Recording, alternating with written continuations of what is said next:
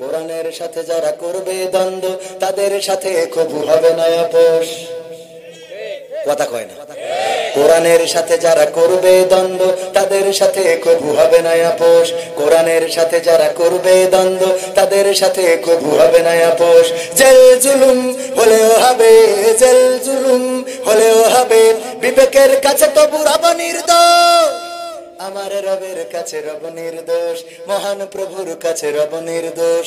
কোরআনের সাথে যারা করবে দ্বন্দ্ব তাদের সাথে কবু হবে না। কোরআনের কথা যারা বলে যায় আজ তাদের দমাতে কত ফন্দি, কাউকে ধরে নিয়ে দিচ্ছে ফাঁসি, কাউকে রেখেছে আজ বন্দি। কোরআনের কথা যারা বলে যায় আজ তাদের দমাতে কত ফন্দি, কাউকে ধরে নিয়ে দিচ্ছে ফাঁসি, কাউকে রেখেছে আজ বন্দি। হক কথা বললেই জ্বলে যায় গাব, কোরআনের কথা সইতে পারে না। হক কথা বললেই জ্বলে যায় গাব, কোরআনের কথা সইতে পারে না। জানি না তাদের আমাদের পরে কেন এত আক্রোশ। জেল জুলুম হলেও হবে, জেল জুলুম হলেও হবে, বিবেকের কাছে তবু রব নির্দোষ। আমার রবের কাছে রব নির্দোষ, মহান প্রভুর কাছে রব নির্দোষ। কোরআনের সাথে যারা করবে দ্বন্দ্ব তাদের সাথে কবু হবে না। কোরআনের কথায় আজ বলতে গেলে আসছে বাধা কত ভাবে, কোরআন প্রেমিকেরা হাতে রেখে হাত সামনে এগিয়ে যাবে।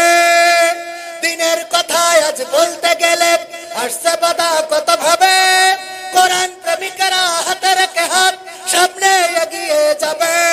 হক কথা বলতে করি না কো ভয়, জীবনের বিনিময়ে আনব বিজয়। হক কথা বলতে করি না কো ভয়, জীবনের বিনিময়ে আনব বিজয়। বুকে আছে শক্তি, অন্তরে আছে সাহস। জেল জুলুম হলেও হবে, জেল জুলুম হলেও হবে, বিবেকের কাছে তবু রব নির্দোষ। আমার রবের কাছে রব নির্দোষ, মহান প্রভুর কাছে রব নির্দোষ। কোরআনের সাথে যারা করবে দ্বন্দ্ব তাদের সাথে কবু হবে না আপোষ। কি নকুল কুমারের নাম শুনেছেন কতজন? নকুল কুমারের নাম শোনেন নাই? অনেকেই, সবাই শুনেছেন, ওর গানও শুনেছেন। যদি আগুন লেগে ধ্বংস হয় রে পৃথিবীর সব বইয়ের দোকান, তবু বিশ্ব থেকে হারাবে না পবিত্র কোরআন। এই বিশ্ব থেকে হারাবে না পবিত্র কোরআন। কার লেখা? নকুল কুমারের লেখা। সে হিন্দু না মুসলমান? হিন্দু। একজন হিন্দু মানুষ গতকালকে কোরআনের মাহফিলে ছিল, রাত 12টা পর্যন্ত আলোচনা করেছি। তারপরে উনাকে স্টেজে উঠানো হয়েছে। উনি বললেন প্রথমে বোরিং লাগছিল, কিন্তু যখন কোরআনের কথাগুলো শুনলাম তখন হৃদয়টা এতটাই প্রচ্ছন্ন, এতটাই পরিষ্কার হয়ে গেছে যে সমস্ত বোরিং দূর হয়ে গেছে। হৃদয়টা মানে আনন্দে ব্যাকুল হয়ে উঠেছে, এত সুন্দর কোরআনের বাণী। উনি আমাকে বললেন, কবির ভাই সত্যি মুগ্ধ হয়েছি আপনার আলোচনায়। আমি যদিও ভালো আলোচক না, একজন হিন্দু মানুষ কোরআনের আলোচনাকে প্রশংসা করেছেন, আর আপনি মুসলমান, আপনার অবস্থায় মাহফিলের প্যান্ডেলে বসার যোগ্যতা হয় না। বসতে বলেছি তাই আড়ালে চলে যাচ্ছেন। আপনি কিসির মুসলমান? আপনি তো নুনু কাটা মুসলমান। আপনার তো গুড়াতে কেটে দেওয়া দরকার, ঠিক না বেঠি? শুধু আগাতে কাটিছেন কেন? ডাইরেক্ট কেটে পুরো মুসলমান হয়। ফালতু কুথাগার আছে না নাই? ফালতু যারা তাদেরকে চেনা যাবে। মাহফিলে এসে যদি না বসে মনে রাখেন যে কারা ফালতু। এইগুলো মুসলমান নামের কলঙ্ক। এদের কারণে ইসলাম আজকে গোটা বিশ্বে, শুধু নয় বাংলাদেশেও আজকে বিতর্কিত। মুসলমান নাম ধারণ করে বসে আছে, সূরা ফাতিহা জানে না, নিয়ম কানুন জানাজা পড়তে কি করি জানে না, বাম হাত উপরে তুলে বসে থাকে।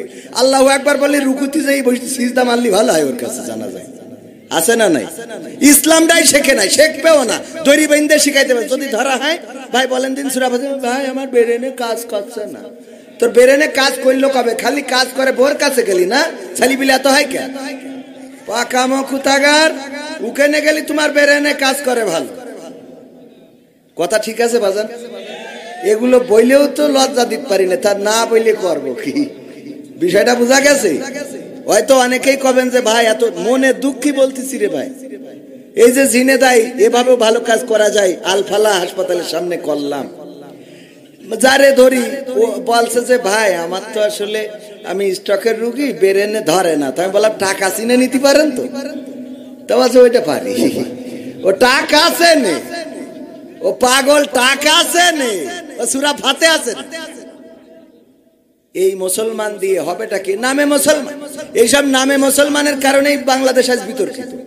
যে আদর্শ আমার ভাইজান সাক্ষী, আমি তো আমেরিকায় যাই নাই, আমেরিকায় ইসলাম আছে কিন্তু মুসলমান নেই, উনি সাক্ষী। কথা সত্য বললাম না মিথ্যা বললাম? ইসলাম আছে মুসলমান নেই, আর বাংলাদেশে মুসলমান আছে ইসলাম নেই। বিশ্বাস হয় আপনাদের? উনি সাক্ষী, আমি যাই নাই, তাও বলতে পারবো। আমার সাইফুল্লাহ মনসুর ভাই একজন বাংলাদেশের বিজ্ঞ প্রাজ্ঞ শিল্পী, উনি বললেন আমেরিকায় চলছেন, যাইতে যাইতে পথে ফাঁকা মাঠের মধ্যে একটা মার্কেট পাইলেন, দোকান পাইলেন, ফলের দোকান। বললেন ভাই চলো এখান থেকে ফল কিনে নিই। যাওয়ার পরে দেখলো কোনো দোকানে মালিক নাই, দোকানে কোনো তত্ত্বাবধায়ক নাই, কোনো সুপারভাইজার নাই, সার্ভিস দেওয়ার জন্য কোনো মানুষ নাই, শুধুমাত্র দাম লিখে রাখা আর টাকার বাক্স রেখে দেয়া। সেখান থেকে যার যা ইচ্ছা নিবে, যত টাকা দাম হবে দামটা নিবে, যদি টাকার নোট দেয় ভাঙতিটা ওখানে আছে, ভাঙতিটা নিয়ে চলে যাবে। এইভাবে মার্কেট ওপেন করে রাখা আছে, কেউ একটা টাকা ওখান থেকে সরায় না, কেউ ফাঁকি দেয় না, কেউ ফাঁকি দিয়ে নিয়ে যায় না। সাইফুল্লাহ মনসুর ভাই তার ভাইকে জিজ্ঞেস করলেন, ওগো ভাই এখান থেকে কি কোনো টাকা, কোনো ফল, কোনো সম্পদ কি চুরি যায় না? বলল না, কেউ চুরি করে না, কারণ তারা বিশ্বাস করে অন্যের অধিকার হরণ করা হয়ে যাবে। সুতরাং তারা নিজেদের মতো করে এখান থেকে যা পণ্য নেয়, দাম যা মারা আছে নিজেরা হিসেব করে টাকাটা দিয়ে রেখে চলে যায়। এই আদর্শ ছিল মুসলমানদের, কিন্তু এই আদর্শ আজকে মুসলমানদের আছে নাকি? আমেরিকার কোন মসজিদে আমি বিশ্বাস করি, আমেরিকার মসজিদে জুতা বাইরে থাকলো কি না থাকলো এই টেনশন করা লাগে। সিঙ্গাপুরে গেলাম, মুসলমান নাই, খুব সীমিত মুসলমান। সেই সিঙ্গাপুরের জাতীয় মসজিদে যখন ঢুকতেছি, জুতোটা খোলার সময় চিন্তা করতেছি জুতো রেখে যাব না ভিতরে ঢুকাবো। একজন বলছে ভাই এসেছেন, এটা মুসলমানের দেশ না, এটা খ্রিস্টান বৌদ্ধদের দেশ, জুতা রাখেন নিরাপদে, নামাজ পড়েন নিশ্চিন্তে, আসবেন আপনার জুতাই আপনি পাবেন, আবার পায়ে দিয়ে চলে যাবেন। আর বাংলাদেশে যদি মসজিদে যান, এক হুজুর বলতেছে, একদিন মসজিদে ঢুকলাম, একজন বলছে হুজুর জুতা জোড়াটা আমার কাছে দেন, আপনি হাতে করে নিয়ে ঢুকিছেন, খুব খারাপ দেখা যাচ্ছে। দিলাম জুতা জোড়া তার কাছে, ওমা নামাজ শেষ করে দেখি জুতোও নেই, সেও নেই, জুতোও নেই, সেও নেই, তার মানে ওই মালটাই ছিল। কথাটা কি বোঝা গেছে? এই হলো আমাদের আদর্শ। আমরা কি এই আদর্শ নিয়ে থাকতে চাই? এই আদর্শ নিয়ে যদি না থাকতে চাই, তাহলে মুসলমান হিসাবে আমাদের দায়িত্ব কি, কর্তব্য কি জানার দরকার আছে না নাই? বললাম একজন মুসলমানের উপরে অপর মুসলমানের হক কয়টা, এইটা কইতে পারে না। এখানে একজন দাঁড়িয়ে বলেন তো কয়টা হক? কয়টা? 6টা। ওই যে ওখান থেকে 2-3 জন বলেছে, এখানে একজন ভাই বলেছেন। কিন্তু অনেকেই বিশ্বাস করেন, আপনারা নিজের কাছে চিন্তা করেন, 6টা হক জানেন না। হকগুলো কি কি বলতে বললেও অনেকেই পারবেন না। এখানে মাদ্রাসার কিছু ছাত্র আছে, তারা হাদিসের পরিপ্রেক্ষিতে এটা অবশ্যই জানেন এবং বলতে পারবেন। আবার এই মাদ্রাসায় এগুলো সুন্দর করে শেখানো হয়, কিন্তু সেই মাদ্রাসায় ছাত্র ভিক্ষা করে আনতে হয়। আর ক্যাডেট স্কুলে, কলেজিয়েট স্কুলে ছাত্র ভর্তি করানোর জন্য অভিভাবকরা মারামারি শুরু করে দেয়, আমার ছেলের ভর্তি করাইতেই হয়। সত্য বলছি না মিথ্যা বলছি? ক্যাডেট স্কুল, কেজি স্কুলে 500 টাকা, 1000 টাকা মাসিক বেতন দিয়ে ছাত্র ছাত্রী পড়ান, আর মাদ্রাসায় উল্টো দেখেন 5 লাখ টাকা উনি একা দিয়ে দিয়েছে। এরপরেও আপনারা মাদ্রাসায় ছাত্র দেন না, কারণ এখানে দিলে খেলা হবে না, খেলা হবে। এখানে দিলে খেলা হবে না, কারণ এরা তো চুরি শিখবে না, এরা অন্যায় শিখবে না, মিথ্যা বলা শিখবে না। আমাদের তো দরকার মিথ্যা বলতে হবে, চুরি করতে হবে, অপকর্ম করতে হবে, ধর্ষণ করতে হবে। জাহাঙ্গীরনগর বিশ্ববিদ্যালয়ে স্বামীর বাইরে রেখে বোর ধর্ষণ করবে, আমরা এইগুলো খুঁজতেছি। সুবহানাল্লাহ বলবেন না? ও নাউজুবিল্লাহ হবে, ঠিক আছে, আমার ভুল হয়ে আছে, ক্ষমা করে। তাহলে কি কথা শুরু করা যায়? থাকবেন আপনারা? কিন্তু ঝামেলা হলো এই সামনে কম, এই পাশে মেলা বেশি হয়ে গেছে। এই পাশের লোক যদি উঠাই নিয়ে আসি, আপনাদেরও কষ্ট হবে, উঠালাম না, অন্তত যারা বসেছেন উঠে যাবেন না, এই কথা দিলেন তো। এই জায়গায় আসার পরে খুব ভাল লেগেছে যে ভাইজানেরা তাড়াহুড়ো করতেছে স্টেজে উঠানোর জন্য, আর অন্য জায়গায় গেলি আমাদের চেষ্টা করে কি করি তারে একটু দেরি করে উঠানো যায়, প্ল্যান করে। আমি বললাম আমার দাওয়াত নিলে 10টার মধ্যে স্টেজ দিতে হবে, পাপ নাই। উনাদের বলার পরে বলছে হুজুর ঠিক আছে আসেন, 10টার মধ্যে দেবো। কি এর 10টার মধ্যে? আমি বললাম যে 10টায় দিলেও 12টায় শেষ করব, 11টায় দিলেও 12টায় শেষ, 11:45 দিলেও 12টায় শেষ। ওরা 12টায় উঠেছে, দেখি হুজুর কটায় শেষ করে। বুদ্ধি আছে না? হুজুর 12টায় উঠলাম, দেখি আপনি কটায় শেষ করেন। এদেশের মানুষের বুদ্ধির তো শেষ নেই, বুদ্ধির অভাব আছে। কত শয়তানি বুদ্ধি যে আছে। বলছে হুজুর আপনি আসার সাথে সাথে স্টেজে উঠাই দেবো। আমি খুব তাড়াতাড়ি করে গাড়ি চালাই আসলাম, এই সাথে স্টেজে উঠাইলে উঠাই বলছে সালাম দেন, দিলাম। বলছে আসেন কোয়ানে, তো বলছে এবার যে রেস্ট করতে হবে। কেন? বলছে আর 2 ঘন্টা পরে এই শীতের পর। আমি আসিছেন স্টেজে তো উঠেছি, উঠে সালাম দিয়ে এখন আবার চলেন রেস্ট করবেন 2 ঘন্টা, তারপর উঠবেন। কৌশলের কোনো শেষ নেই, মিথ্যা বলেন। তো যাই হোক, আমরা ভাইয়েরা এখানে যারা বসেছি 11টার মধ্যে মাহফিল শেষ করবেন, সুতরাং আর আছে প্রায় 50-52 মিনিট থাকবো ইনশাআল্লাহ। 52 মিনিট থাকলে কষ্ট হবে? কষ্ট হবে কার কার? হাত উঁচু করেন তো।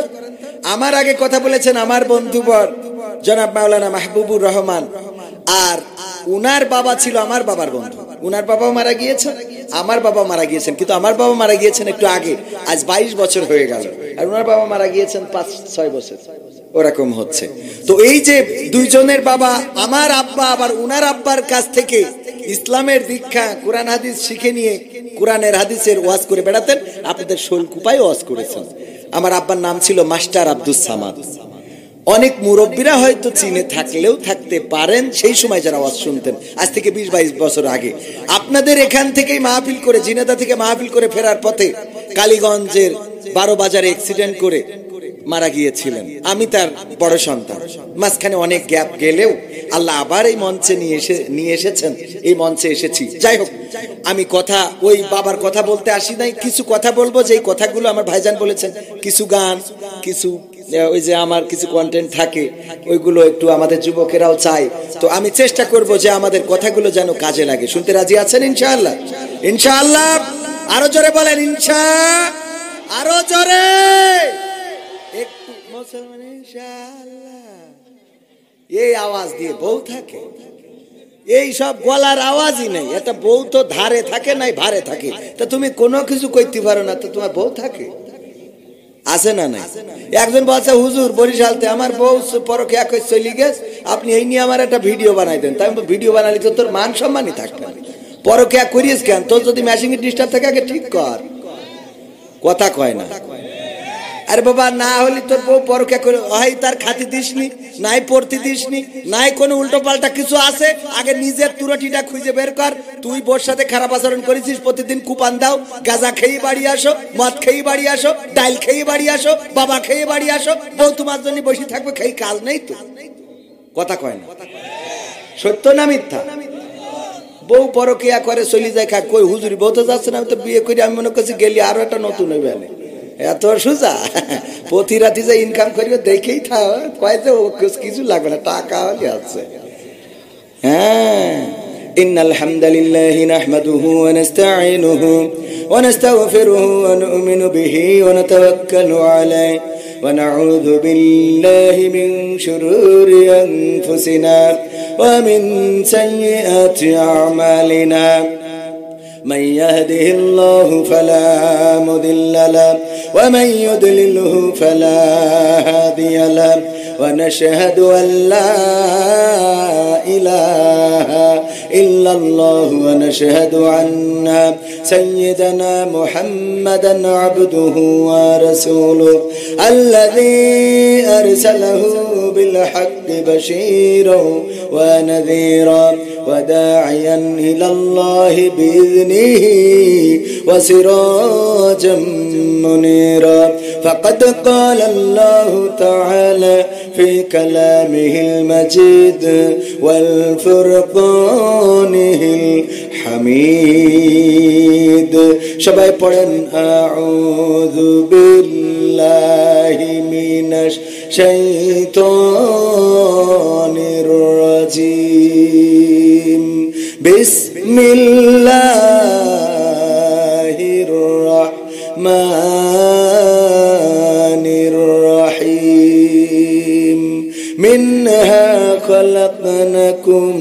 وفيها نعيدكم ومنها نخرجكم تارة أخرى. وقال الله تعالى في شان حبيبي إن الله وملائكته يصلون على النبي يا أيها الذين آمنوا صلوا عليه وسلموا تسليما.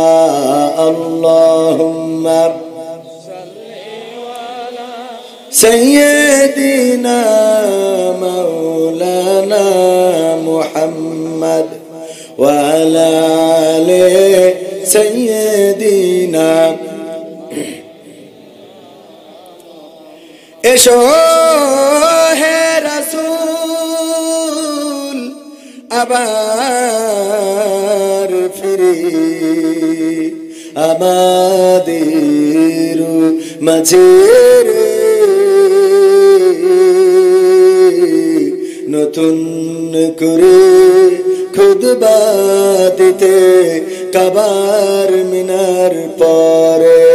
আল্লাহুম্মা সাল্লি আলা সাইয়্যিদিনা মাওলানা মুহাম্মদ ওয়া আলা আলি সাইয়্যিদিনা। আমার যখন ফুরাবে দিন আসবে গহীন রাতি, আমার যখন ফুরাবে দিন আসবে গহীন রাতি। থেকো আল্লাহ জীবনে, থেকো আল্লাহ জীবনে হয়ে চির সাথী, আসবে গহীন রাতি। আমার যখন ফুরাবে দিন আসবে গহীন রাতি। জীবন নদীর দুকুল জুড়ে আসলে অমানিশা, থাকবে না আর দু চোখে হায় একটু আলোর দিশা। জীবন নদীর দুকুল জুড়ে আসলে অমানিশা, থাকবে না আর দু চোখে হায় একটু আলোর দিশা। সেদিন আমার, সেদিন আমার, সেদিন আমার অন্ধ চোখে তুমি থেকো বাতি, আসবে গহীন রাতি। আমার যখন ফুরাবে দিন আসবে গহীন রাতি। আমার আমার বলে যেদিন কাউকে পাবো না, সেদিন আমার শূন্য হিয়ায় তুমি থেকো সান্ত্বনা, তুমি থেকো সান্ত্বনা। আখির আলো নিভে যেদিন মনে আলো দিয়ে, আসবে না কেউ অন্ধ চোখে একটু আলো নিয়ে। আখির আলো নিভে যেদিন হৃদয় আলো দিয়ে, আসবে না কেউ অন্ধ চোখে একটু আলো নিয়ে। সেদিন আমার, সেদিন আমার, সেদিন আমার অন্ধ চোখে, সেদিন আমার অন্ধ গুরে তুমি আলোর জ্যোতি, আসবে গহীন রাতি। আমার যখন ফুরাবে দিন আসবে গহীন রাতি। থেকো আল্লাহ জীবনে, থেকো আল্লাহ জীবনে হয়ে চির সাথী, আসবে গহীন রাতি।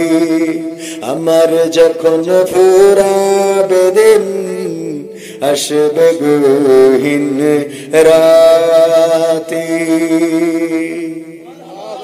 আর একটু জোরে কি বলা যাবে না? ও আমার ভাইরা, রাত হোক আর দিন হোক, সকাল হোক আর বিকাল হোক, দুপুর হোক সন্ধ্যা হোক, যখন সময় শেষ হয়ে যাবে মালাকুল মাউত চলে আসবে, জানটা নিয়ে উড়াল দেবে। মালাকুল মাউতকে যদি ইঞ্জিনিয়ার শফিকুল ইসলাম সাহেব বলে, আমি তো আমেরিকান প্রবাসী, আমার পাসপোর্টটা কত ভারী, বাংলাদেশের পাসপোর্ট নয় আমেরিকার পাসপোর্ট, এটা দেখাইলে যে কোন দেশ আমাকে সেই দেশে ঢুকতে দেয়, ভিসা লাগে না। সেই দেশে ঢোকার জন্য ওই দেশের আলাদা কোনো পারমিশন লাগে না, এয়ারপোর্টে গেলেই সিল মেরে ঢুকিয়ে দেয়। ওগো আজরাইল, ওগো মালাকুল মাউত, একটু অপেক্ষা করো, 2টা মিনিট আমি একটু ওর সাথে কথা বলে নি, দেবে নাকি? সময় কি দেবে? এবার আমার বন্ধু মাওলানা মাহবুবুর রহমান অনেক বড় একজন আলেম, আমার থেকেও বড় অভিজ্ঞ প্রাজ্ঞ আলেম, উনি যদি বলেন আমি একজন মাওলানা মানুষ, একটুখানি ওয়েট করো, তারপরে আমি হুজুর মানুষ, আমার একটু জানটা কবজ করো, সময় দাও একটু, আমার অল্প কাজ আছে, উজুটা করা নাই, উজুটা করে আসি। উজু করার জন্য সময় কি দেবে? কেউ একজন নামাজ পড়বে, উজু করা শেষ, মৃত্যুর সময় হয়ে গেল, মালাকুল মাউত আসার পরে যদি বলে নামাজটা পড়তে দাও, নামাজ পড়ারও কি সুযোগ পাবে নাকি? না, পাবে না। আল্লাহর নবী একদিন নামাজ শেষ করে সাহাবীদের দিকে মুখ করে বসলেন বিশ্ব নবী, আখেরি জামানার পয়গম্বর হযরত মুহাম্মদ সাল্লাল্লাহু আলাইহি ওয়াসাল্লাম বলেছেন, এক মজলিসে একবার বললে হক আদায় হয়ে যায়, এটা ঠিক, তবে বারবার বললে কোনো ক্ষতি আছে নাকি? বরং যদি কেউ নবী মুহাম্মদ সাল্লাল্লাহু আলাইহি ওয়াসাল্লামের নাম শোনে আর যদি সে দুরূদ না পড়ে, তাহলে তার ধ্বংস চেয়েছেন ফেরেশতা জিবরাইল আর আমিন বলেছেন মুহাম্মদ সাল্লাল্লাহু, বলেছেন না বলেন নাই? মনে আছে কিনা? আল্লাহর নবী একদিন উঠলেন মসজিদের মিম্বারে, মসজিদের মেহরাবে প্রথম পা যখন রাখলেন বললেন আমিন, দ্বিতীয় মিম্বারে যখন দ্বিতীয় সিঁড়িতে পা রাখলেন বললেন আমিন, তৃতীয় সিঁড়িতে যখন পা রাখলেন বললেন আমিন। আল্লাহর নবীর সাহাবীরা বললেন, ওগো নবী, আপনি কেন 3-3 বার সিঁড়িতে পা রেখে আমিন বললেন? আল্লাহর নবী বললেন, ওগো আমার সাহাবীরা, আমি যা দেখি তোমরা তা দেখো না, আমি যা শুনি তোমরা তা শোনো না, আমি যা জানি তোমরা তা জানো না। কিছুক্ষণ আগে ফেরেশতা জিবরাইল এসেছিল, এসে বলল, ওগো নবী গো, ওগো নবী, আপনার নাম যদি কেউ শোনে মুহাম্মদ, আর যদি সে সাল্লাল্লাহু আলাইহি ওয়াসাল্লাম না বলে, আপনার প্রতি দুরূদ না পড়ে, তার ধ্বংস, সে ধ্বংস হয়ে যাক। আমি বললাম আমিন। তারপরে বলল, গো নবী, কারো যদি পিতা এবং মাতা বেঁচে থাকে আর তারা যদি জান্নাতের সার্টিফিকেটটা না নিতে পারে, তাইলে সেও যেন ধ্বংস হয়ে যায়। আমি বললাম আমিন। আর 3 নম্বর বলল, যে জীবনে রমজানের রোজা পাইলো, রমজান মাসটা তার জীবনে পাইলো, কিন্তু গোটা রমজানে ইবাদত বান্দেগি করে আল্লাহর প্রিয় হয়ে জীবনের গুনাহগুলো মাপ চেয়ে নিতে পারলো না, সেও ধ্বংস হয়ে যাক। আমি বললাম আমিন। আল্লাহর নবী যদি বলেন কবুল হয়ে যাক, কবুল করে নাও। আল্লাহর নবীর দোয়া কবুল হয় না? হয় না? কথা কয় না, কবুল হয় না? হয় না? আল্লাহর নবীর দোয়া কেমন কবুল হয়? আবু হুরায়রা রাদিয়াল্লাহু তাআলা আনহু একদিন নবীর দরজায় এসে কান্না করছেন। আল্লাহর নবী বের হয়ে দেখলেন আবু হুরায়রা কাঁদে। বললেন, ওগো আবু হুরায়রা, কাঁদো কেন? মা আমাকে মেরেছে। বলল, মা তোমাকে মেরেছে, আমার কিছু করার? যারা মাকে ভালোবাসো না তারাই আমার গান শুনো না। কালকে নকুল কুমার গাইছিল, তাই মনে পড়ে গেল। একজন হিন্দু মানুষও কত সুন্দর করে গায়, যারা মাকে ভালোবাসো না তারাই আমার গান শুনো না। আল্লাহর নবী বললেন, ও আবু হুরায়রা, তোমার মা তোমাকে মেরেছে, আমার কিছু বলার নাই, কিছু করার নাই। আমার কাছে বিচার নিয়ে এসেছো মায়ের বিরুদ্ধে, এটা শোভনীয় মনে করলাম না, এটা কল্যাণকর মনে করলাম না। আবু হুরায়রা, কেন তুমি আমার কাছে নালিশ নিয়ে আইলা? আবু হুরায়রা বললেন, ওগো নবী গো, আমি আপনার কাছে বিচার চাইতে আসি নাই, নালিশ নিয়ে আসি নাই, আমি আপনার কাছে দোয়া চাইতে এসেছি। আপনি আমার মায়ের জন্য দোয়া করে দিবেন।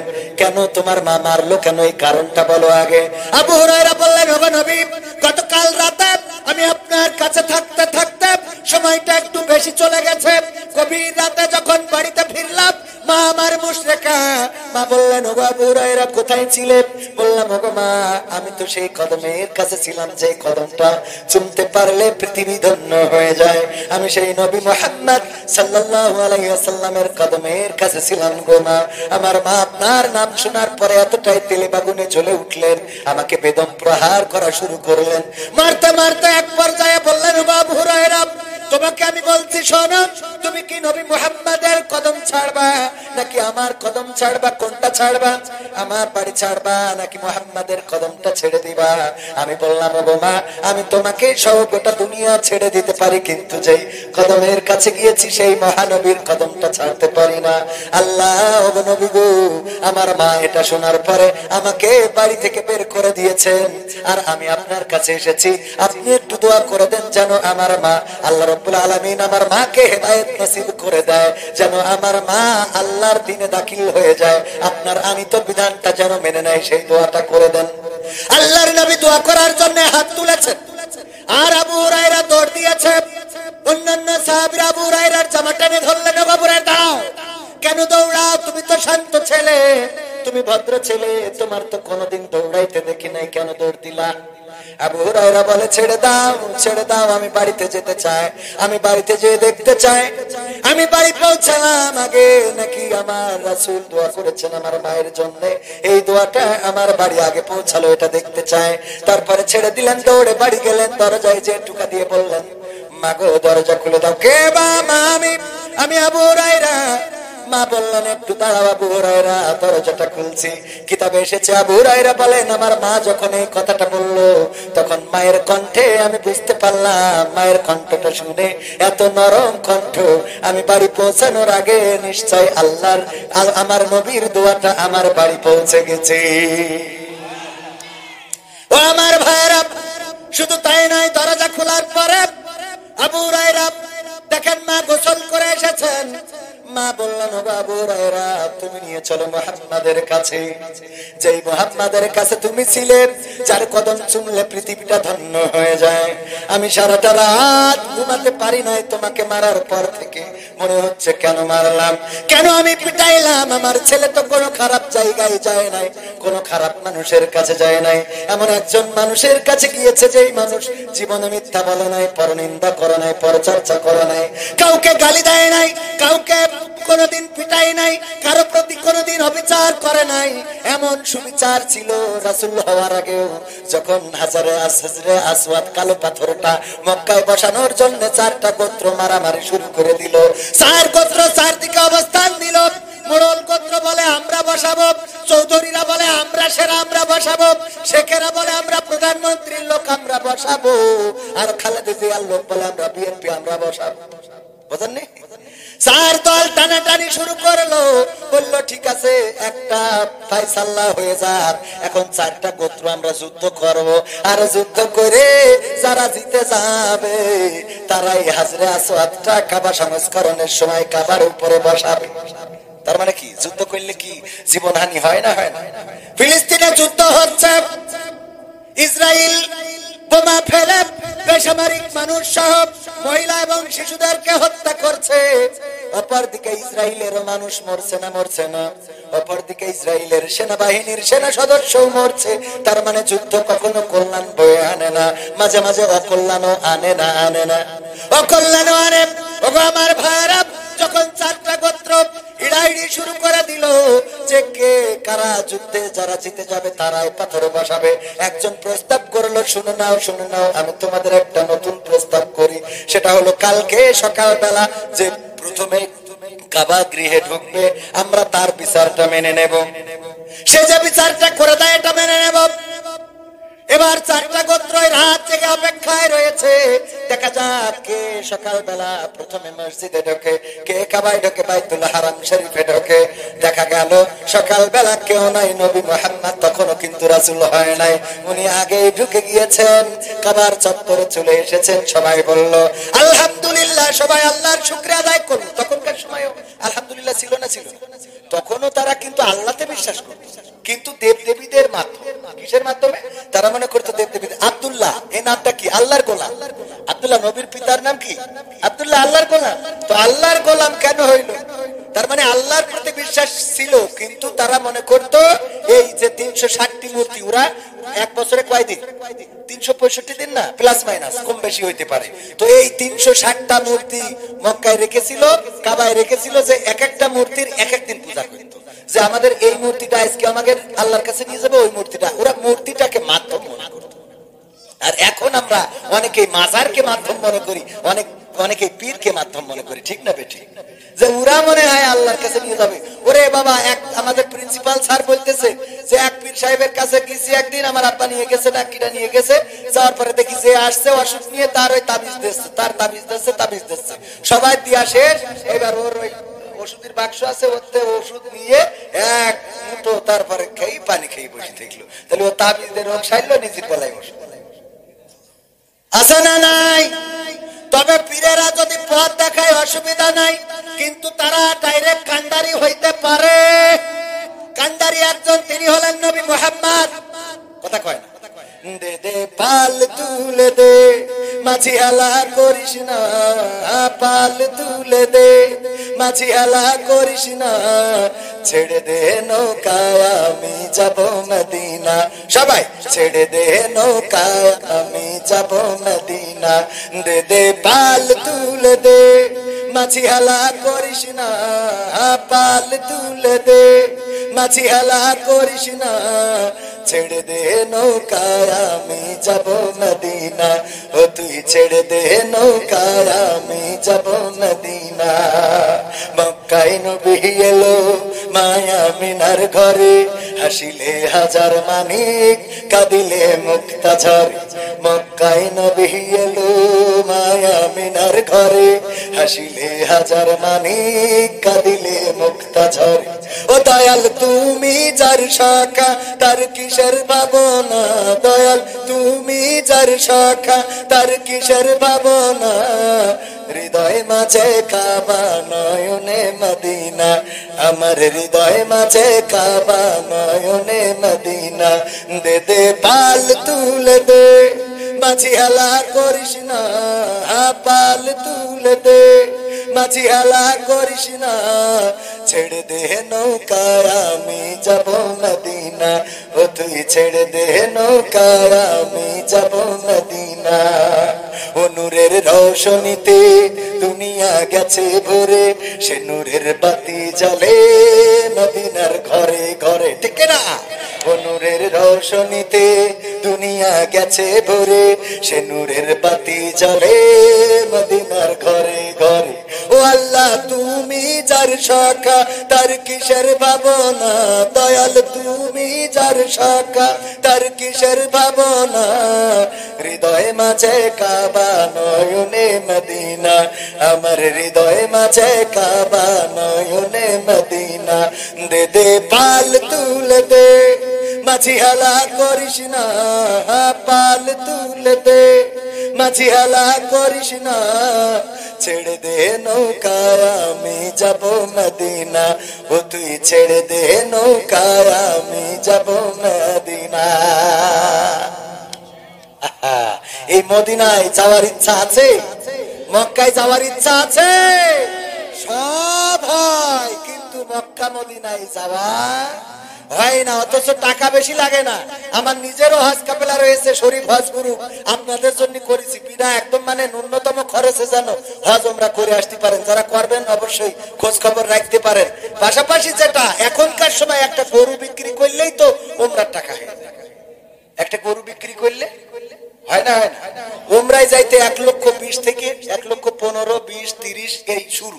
আপনি আরো ভিআইপি সার্ভিসও পাবেন, কিন্তু ন্যূনতম 1,20,000 টাকার মতো একটা বাজেট ন্যূনতম রাখা লাগে। একটা গরু বিক্রি করলে এখন 1.5 লাখ, 2 লাখ, 1,80,000, 2,60,000 আছে না? না, এই গরু বেচে সব কিনা হয়, কিন্তু মক্কা মদিনা যাওয়া হয় না। রাসূল আমাদের সুপারিশকারী হবেন, ঠিক না বেঠিক? তো রাসূল সুপারিশ করবেন, এই ছাড়া সুপারিশ করার মতো কোন ব্যক্তি নেই। আল্লাহ যদি কাউকে দয়া করে অনুমোদন দেন, কিছু হাদিসে আছে, অনেকে এগুলো আবার জালজয়ী বলে থাকেন, যে একজন আলেম সে অন্তত 30 জনকে সুপারিশ করে নিয়ে যেতে পারবে। আল্লাহ রাব্বুল আলামিন তৌফিক যদি দেন, আলহামদুলিল্লাহ, আল্লাহ যদি তৌফিক দেয়। কিন্তু ওইটা ধরে বসে থাকার দরকার নেই যে আমার ছেলে আলেম, আমি নামাজ পড়ি আর না পড়ি ও আমার নিয়ে চলে যাবেন, এত সোজা না। অনেকেই কুরবানি দেয়, গরু কুরবানি। আমার এক চাচার কাছে জিজ্ঞেস করলেও করা হইলো, গরু কুরবানি দিলেন কে জন্য? বলছে গরু যখন ফুলসিরাত পার হবে লেজটা ধরে রাখবো, টানতে নিয়ে যে জান্নাতে ফেলাবে। বুদ্ধি আছে না? লেজ ধরে জান্নাতে যাবে। সেটা এইবারই আমাদের শাকিল ভাই, নাম বললে তো আবার মাইন্ড করতে পারে, আমার বন্ধু মানুষ, বলছে দোস্ত আমরা যে গরুটা কিনে ফেলেছি তো একটু ছোট হয়ে গেছে, তাহলে তো অসুবিধা। বলছে 7 জন মানুষের লেজ ধরলে যাইতে পারবে না। হ্যাঁ, ওর টেনশন হলো গরুটা ছোট হয়ে গেছে, 7 জন লেজ ধরবে, এই লেজ ধরলে ফুলসিরাতে টানবে কি করিবে? তাই বলছি তো 7 জনের ছোট কিনিস ওখান, তো কিনলাম কুরবানির কথা। মানে আল্লাহ জায়গায় দিয়ে বলছে যে বাজার থেকে এসে এই দূর ছেলের কাছে টাকা দিয়েছে, টিফিনের টাকা 5 টাকার নোট নিয়ে গেছে দোকানে, কেউ নিনি, বাড়ি এসে ছেলে কাঁদছে, কি টাকা দিস আমি? তা বলছে কাঁদছিস কেন? যে টাকা নিয়ে নিও অসুবিধা নেই, শুক্রবারে মসজিদে নিয়েছে সামনে।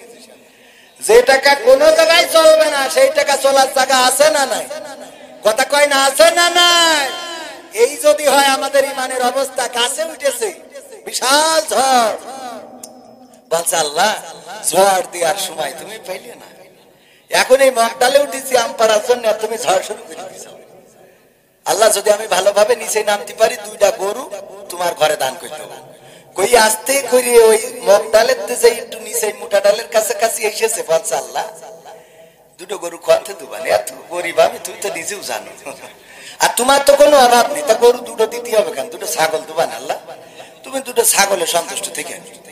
এই বইলে আবার একটু নিচে এসে এসে বলছে আল্লাহ 2টো ছাগল করতে দেবো, আমার বউ বাপের বাড়িতে একটা ছাগল এনেছে, ও যদি দিতাম তো বাড়ি টাকা দেবে, আর তোমারও তো কোনো অভাব নেই, তো 2টো ছাগল দেবার না আল্লাহ, আমি 2টো মোরগ তোমার জুম্মার ঘরে যাই দিয়ে আসবো, তুমি এতে সন্তুষ্ট থাকো, আমার মাফ করে দাও। এই বইলে তারপরে এবার নিচে এসে ঝাঁপ দিয়ে মাটিতে নেমেই বলছে আল্লাহ আর কোনোদিন গাছে উঠবো না, আর কিছু দেবো না। ইমান আছে না? আছে। বিপদে পড়লে ইমান আছে না নাই? করোনাকালীন সময়ে মসজিদে জায়গা ধরে না, কারণ বুঝতে পেরেছে দেখা যাচ্ছে না কখন ধরে ফেলে, কথা কয় না, দেখা যাচ্ছে না ধরে ফেলবে কখন ধরে ফেলে গো। এই টেনশনে করোনার সময় মসজিদে জায়গা ধরে নাই রে। আর যখন মসজিদে খুলে দেওয়া হলো, যাও নামাজ পড়ার জন্য খুলে দিলাম রে, আর ওই যে মসজিদ থেকে বেরোয় গেল, আর এখন বলে ও ঢুকানো যায় মসজিদে ঢোকে কখন ঢোকে? একেবারে নেটওয়ার্ক যখন আর পাই না, কোন টাওয়ার নেই, নেটওয়ার্কে কাজ হচ্ছে না, হ্যালো হ্যালো করে, কিন্তু ওইদিকে বুঝতে পারছে না, বুঝলেন, নেটওয়ার্ক নেই। একজন শুনেছে জুম্মার দিন যদি কেউ আগে মসজিদে যায় তাইলে সে একটা কবুল হজের সওয়াব পাবে। এক বুড়ো গরিব মানুষ চিন্তা করছে, আরে আমার জীবনে তো হজ করা হবে না, এত টাকা তো নাই, আরো বাংলাদেশে 8 লাখ 9 লাখ টাকা করে দিয়েছি, এই টাকা তো আমার ভিটে বেচলেও হবে না, সুতরাং মসজিদে জুম্মার দিন আগে যাব। জুম্মার দিন যাইয়ে দেখে আর এক বুড়ো এসে মসজিদে বসে আছে, বলছে যাক আজকে হয়নি অসুবিধা নেই, আগামী জুম্মার দিন আসবো, পরের জুম্মায় দিয়ে দেখে আবার সেই বুড়ো বসা। চিন্তা করলো যাক আগামী দিন আর একটু সকাল করে আসবো, পরের জুম্মায় আবার সকাল করে যেয়ে দেখে তাও সেই বুড়ো বসা। এবার মিজাজটা খারাপ হয়ে গেল, এই বুড়ো তোমার কি খেয়ে কোনো কাজ নেই, যেদিনই আসি মসজিদে তুমি বসে থাকো? বলছে কেন, তোমার সমস্যা কি? আমার সমস্যা হলো হুজুর ওয়াজ করেছে যদি জুম্মার দিন কেউ আগে আসতে পারে তাইলে তারা আমল নামায় নাকি একটা কবুল হজের সওয়াব লিখে দেওয়া হয়। আমার তো বেকায়দা অবস্থা, হজে যাওয়া হবে না, তাই একটু সকাল করে আসতেছি যাতে কবুল হজের সওয়াব পায়। কিন্তু তোমার জন্য হয় না।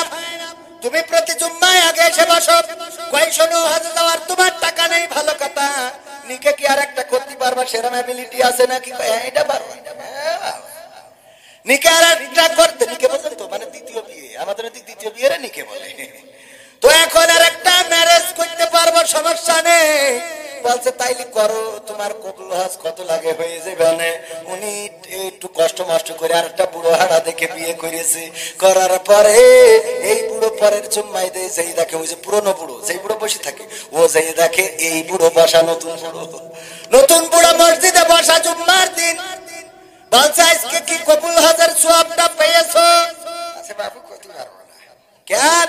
বাঁচো বাবু, বইলো না বইলো না, আমি দুইটা বিয়ে করার পরে তুই বউ এত গুতগুতি করে রে, আমি ফজরে আইসি আর বাড়ি যাইনি রে বাপ, ফজরে আইসি আর বাড়ি যাইনি, দুটোর গুতাগুতিতে আমি সে, আমার আর কোন রাস্তা নেই। তাই মসজিদে ফজরে ইশার মনে দুঃখী বাড়ি যায়নি।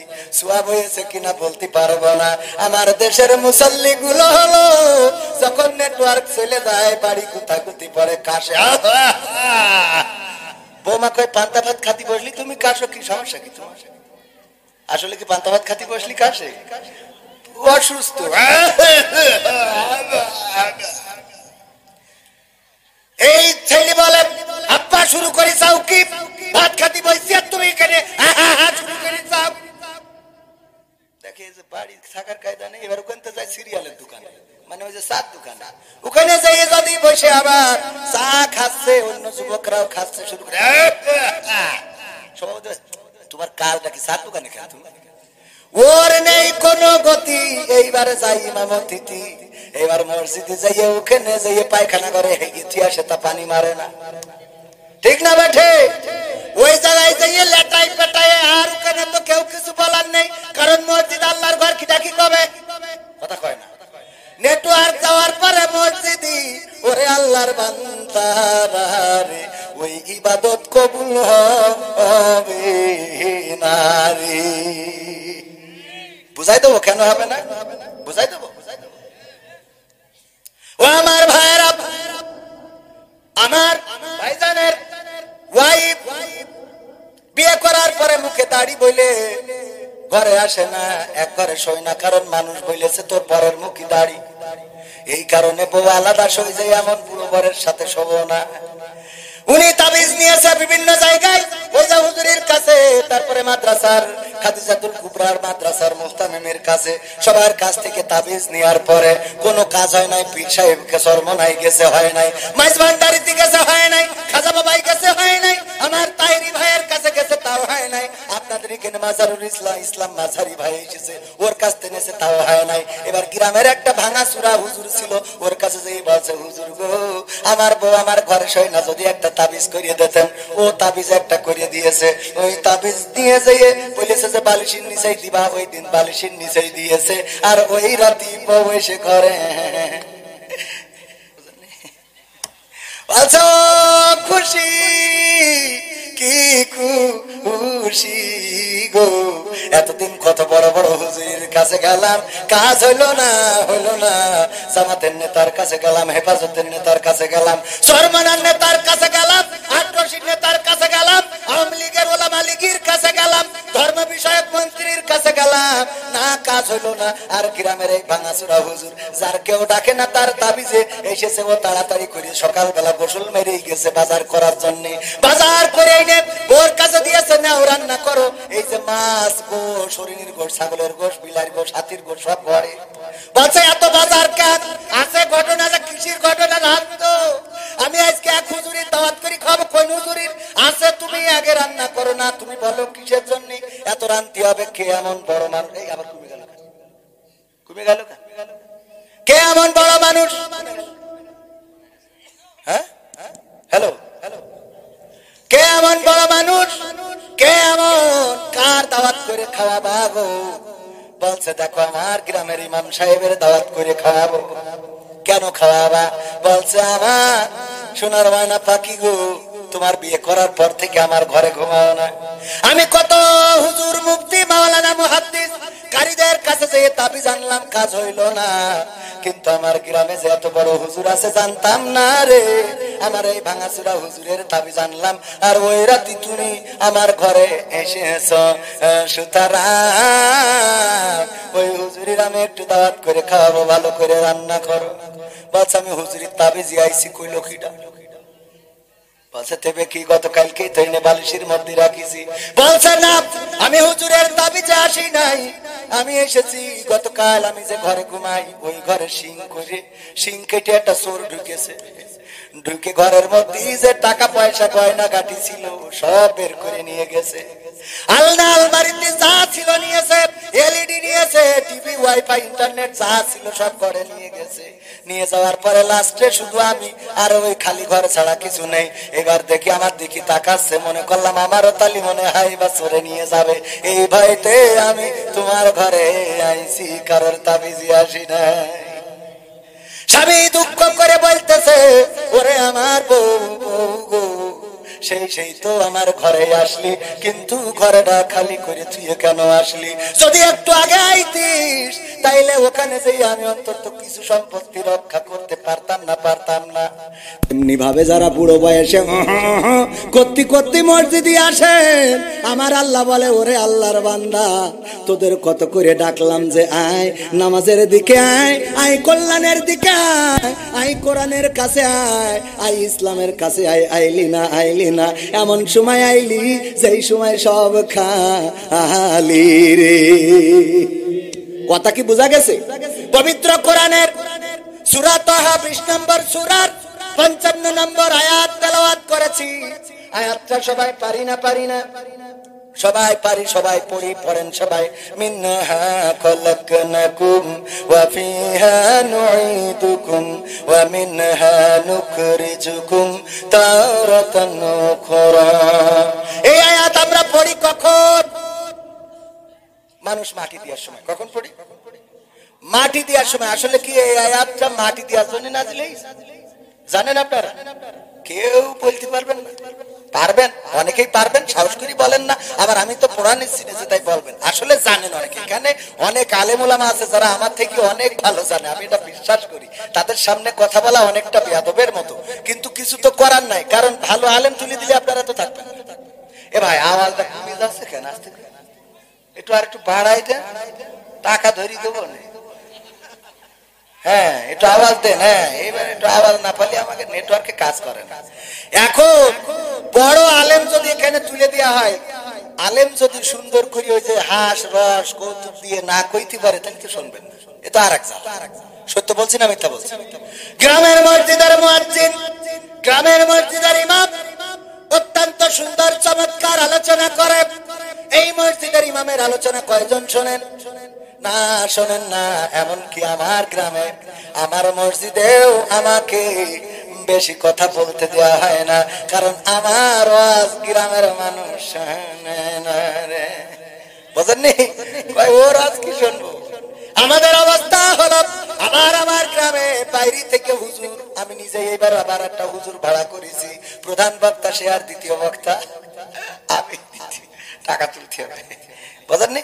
কারণ আমার গ্রামের মানুষ ওরা টাকা দিয়ে অন্য হুজুর এনে ওয়াজ শুনবে, কিন্তু ফিরিয়ে আমার ওয়াজ শুনতে রাজি না। আপনার গ্রামেও সেম অবস্থা। অনেকে ইমাম বাছাই করে, ইমাম সাহেবের গ্রামের যে হাফেজ তাকে মসজিদে ইমামতিতে নেয় না, কারণ ওর বউ নাকি মাঠে ছাগল খাওয়াতে যায়। তো বাইরের গ্রামে যে হুজুর আসে তার বউ যে গরু খাওয়া যায় না, তার গ্যারান্টি কি? কথা কয় না। তুমি যে বাইরের হুজুর এনে গ্রামের ছেলেটারে যদি তুমি প্রতিষ্ঠিত করে দিতে, তাইলে ওর তো কষ্ট করে এই শীতের সকালে সাইকেল চালায় 3 মাইল দূরে যে নামাজ পড়ানো লাগে, আর তোমার গ্রামে আবার 6 মাইল দূরিতে আর এক হুজুর আসে। তুমি যদি তোমার গ্রামের ইমামদারে চাকরি দিতে এখানে, তাইলে বাড়িতে থেকে 2টা গরু পুষতে পেত, আবার ইমামতিও করতো। সুতরাং 2টা টাকা কম দিলেও কোনো অসুবিধা ছিল নাকি? কথা কয় না।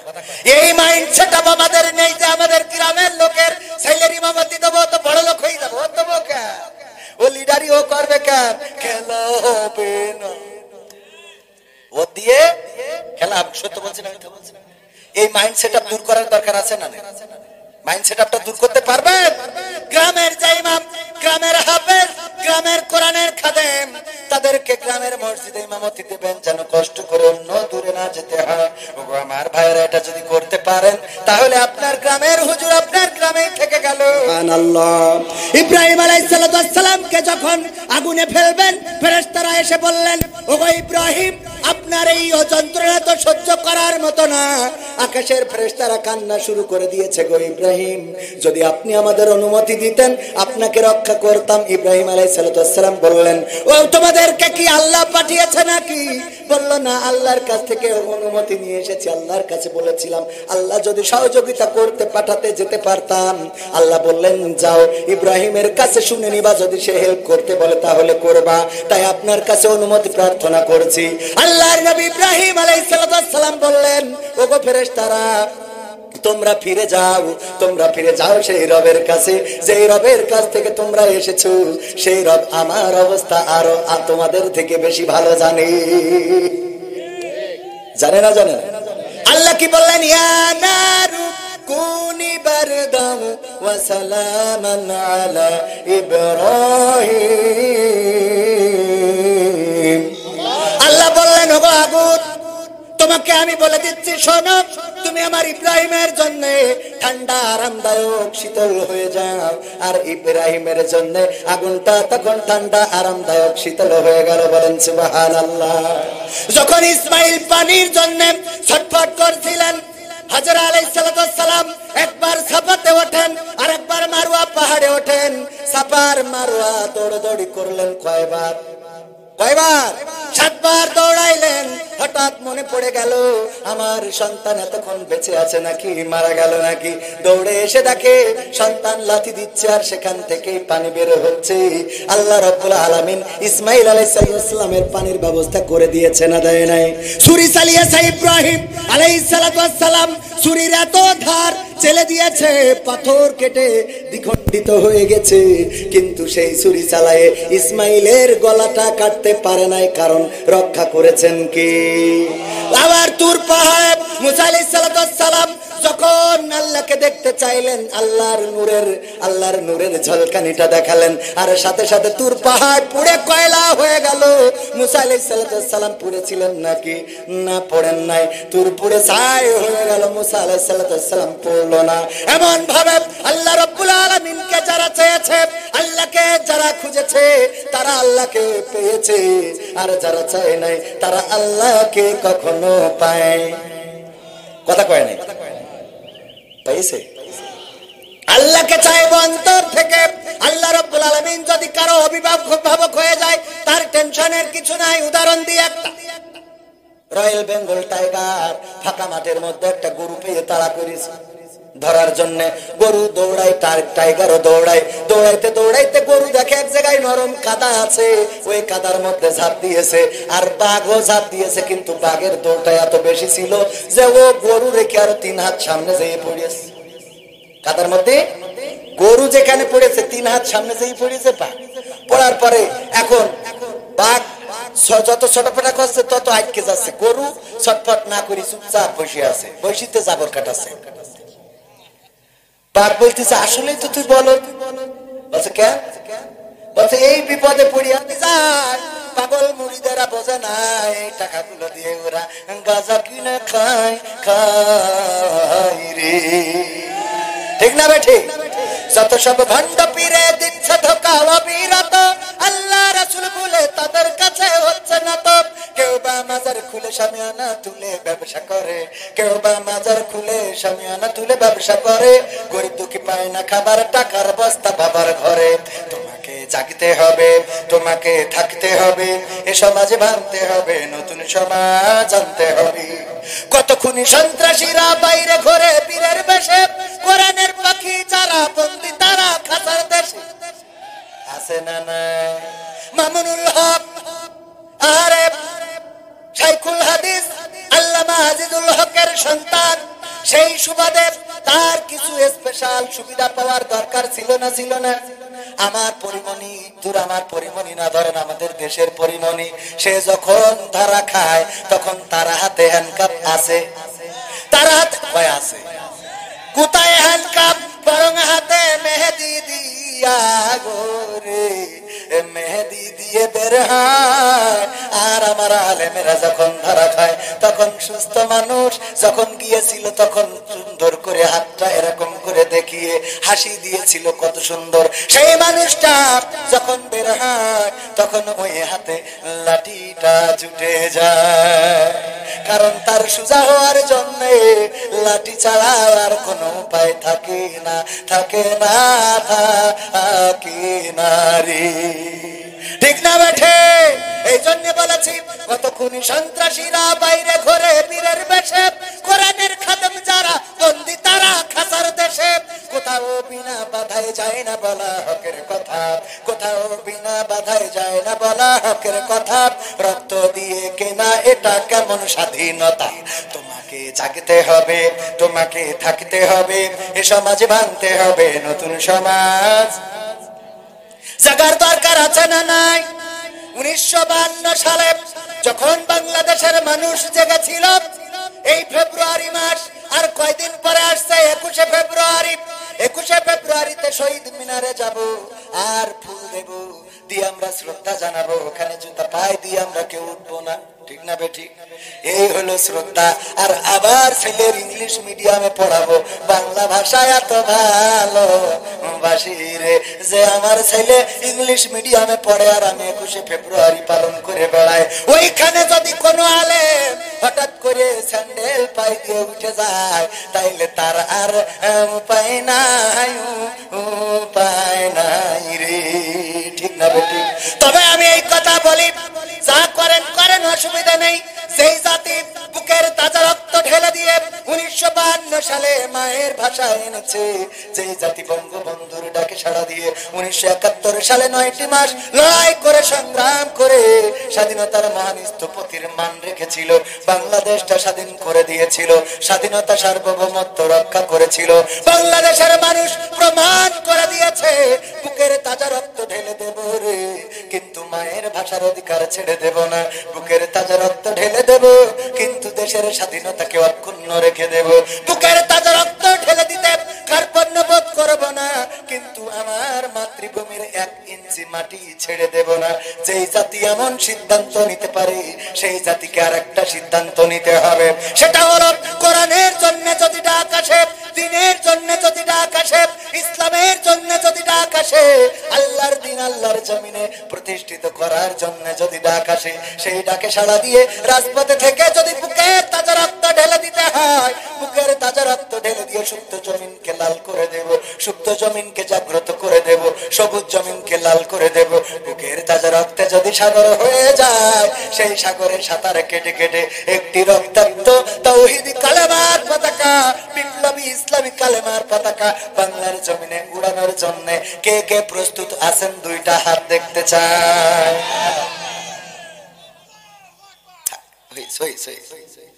একজন তাকবীর দেওয়ার মতো আল্লাহর ওলি পালাম না। কেন পালাম না? কারণ আছে। কুমিল্লায় গেলাম, যাওয়ার পরে বলছে হুজুরে এসে দেশ স্লোগান, একজন বলছে জয় বাংলা, মুখস্থ আছে না নাই? তাকবীর দিলে কি ভয় করে নাকি? তাকবীর দিলে পালাই কে? তাইলে দিলেন না কেন? ও শয়তানে তো কোলে নিয়ে ঘুমাতে হবে, তা না হলে সকালে আবার ফজরের নামাজে উঠে লাগবে তো। নারায়ে তাকবীর, নারায়ে তাকবীর। আল কোরআনের আলো, আল হাদিসের আলো। আমার নেতা তোমার নেতা, আমার নেতা তোমার নেতা। তাও সবাই বলে নাই, বলে নাই আমার নেতা তোমার নেতা। ছাতা মাতা বলার লোক আছে না নাই? বলে আমার নেতার চরিত্র ফুলের মতো পবিত্র রে, নামাজ পড়ে না এক ওয়াক্ত, গাঞ্জা টানে 5 ওয়াক্ত। আমার নেতা যেখানে আমরা আছি সেখানে, নেতা এখন ঢাকায় 3 তলায়, তুমি কেন গাছতলায়? ঠিক না বেঠে? এমন নেতার পিছনে স্লোগান দিয়ে বেড়ান সেই নেতারা শুধুমাত্র ভোটের সময় নামাজ পড়ে, ভোটের সময় টুপি মাথায় দেয়, আর ভোট হয়ে যাওয়ার পরে আর কোনদিন মসজিদে পাওয়া যায় না রে। সূরা তাহা 55 নম্বর আয়াত, আল্লাহ বললেন ফিহা নুঈদুকুম ওয়া মিনহা নুখরিজুকুম তারাতান উখরা। কেন বললেন? এই আয়াতটা নাজিল হয়েছে কবরবাসীর জন্য নয়। আমরা কবরের কাছে যেয়ে বলি, ওগো মানুষ, তোমাকে এই মাটি থেকে সৃষ্টি করা হয়েছে, আবার এই মাটিতে ঢুকিয়ে দেওয়া হলো, আবার একদিন এই মাটি থেকে জীবন্ত করে উঠানো হবে। এই কথা বলার পরে ওই কবরবাসী বলেন দেখি আর সচেতন হওয়ার জায়গা আছে নাকি? সচেতন হওয়ার সুযোগ আছে? তাহলে ওর শুনাই লাভ কি? কেন ওর শুনাই লাভ? কারণ কিছু ষড়যন্ত্র হয়েছে। কোন আয়াত কোনে পড়া লাগবে আমরা জানি না, বুঝি না। এই জন্য এই আয়াতটা নিয়ে খুঁজে খুঁজে কবরের কাছে লাগাই দিয়েছি, যাতে ও যেন প্রতিবাদ করতে না পারে। ও যদি প্রতিবাদ করতে পারতো তাইলে বলতো আমার তো তেশ মারা সারা, তোরা সাবধান হ। ঠিক না বেঠিক? আপনাদের এদিকে একজন কৌতুক করতো, নাম হলো ফজা হগল বগল মিতুল, মনে আছে? আপনাদের এদিকে ছিল।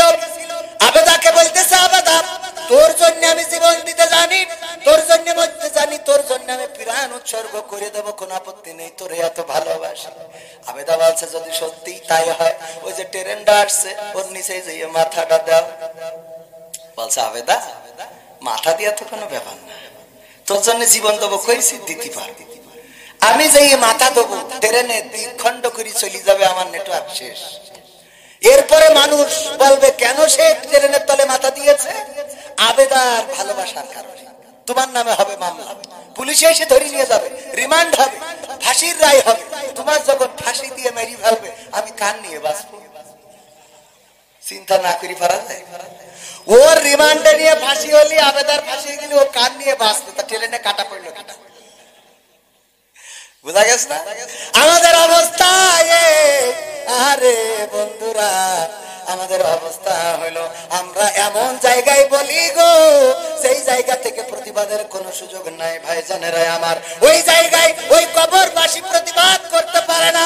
যদি করতে পারত বলতো আমার খেলা তো শুরু হয়ে গেছে, তোমরা সচেতন হও, সাবধান হও, তোমরা ইমানদার হও, আল্লাহওয়ালা হও, তা না হইলে আমার কাছে আশা লাগবে। এই ওয়াজটা আসলে কবরবাসীর জন্য না। এই ওয়াজটা কেন এসেছে? পবিত্র কোরআনের সূরা তাহা পড়বেন, এটা হলো আল্লাহ রাব্বুল আলামিন এই ওয়াজটা শিখাইছেন মুসা আলাইহিস সালামকে। মুসা আলাইহিস সালামকে শিখায় বলছে, যাও ফিরআউনের কাছে যাইয়ে বলো তুমি তো বাউন্ডারি ক্রস করে ফেলেছাও, তুমি ভালো হয়ে যাও। মাসুদ তুমি কি ভালো হবে না? তোমাকে ভালো হতে হবে, খেলা হবে। মাসুদ তুমি কি ভালো হবে না? তোমার ভালো হওয়ার জন্য আমি নবী হয়ে এসেছি, আমার ভাই হারুনকেও নবী বানিয়েছে। ওগো ফেরাউন তুমি ভালো হয়ে যাও, তোমার ভালো হইতে কিন্তু পয়সা লাগে না। এরপরে যদি ফেরাউন ভালো না হয়, তুমি মুজিজা দেখাবা। কি দেখাবা? তোমার হাত বগলের নিচেই দিবা, তারপরে এরকম করে বের করবা, লাইট জ্বলবে, এইটা দেখাবা। তাও যদি ও না মানে, তারপরে তুমি লাঠিটা ছেড়ে দিবা, সাপ হয়ে যাবে। তারপরেও যদি না মানে, তাইলে কি করবা? ওরে বলবা মিনহা খলাকনাকুম ওয়া ফিহা নুঈদুকুম ওয়া মিনহা নুখরিজুকুম তারাতান উখরা। ওরে ফেরাউন, এই মাটি থেকে তোমাকে সৃষ্টি করা হয়েছে, আবার এই মাটিতে তোমাকে ঢুকিয়ে দেয়া হলো, আবার একদিন এই মাটি থেকে তোমাকে জীবন্ত করে উঠানো হবে। সুতরাং তোমার কিসের অহংকার, কিসের বড়াই, কিসের লড়াই, কিসের মারামারি, কিসের গাদ্দারি, সব ছেড়ে দাও, দিয়ে তুমি এক আল্লাহর জন্য নিবেদিত হয়ে যাও। এই ওয়াজটা মুসাকে দিয়ে করাইছেন কার? আর আমরা করি কার? মরা মানছে।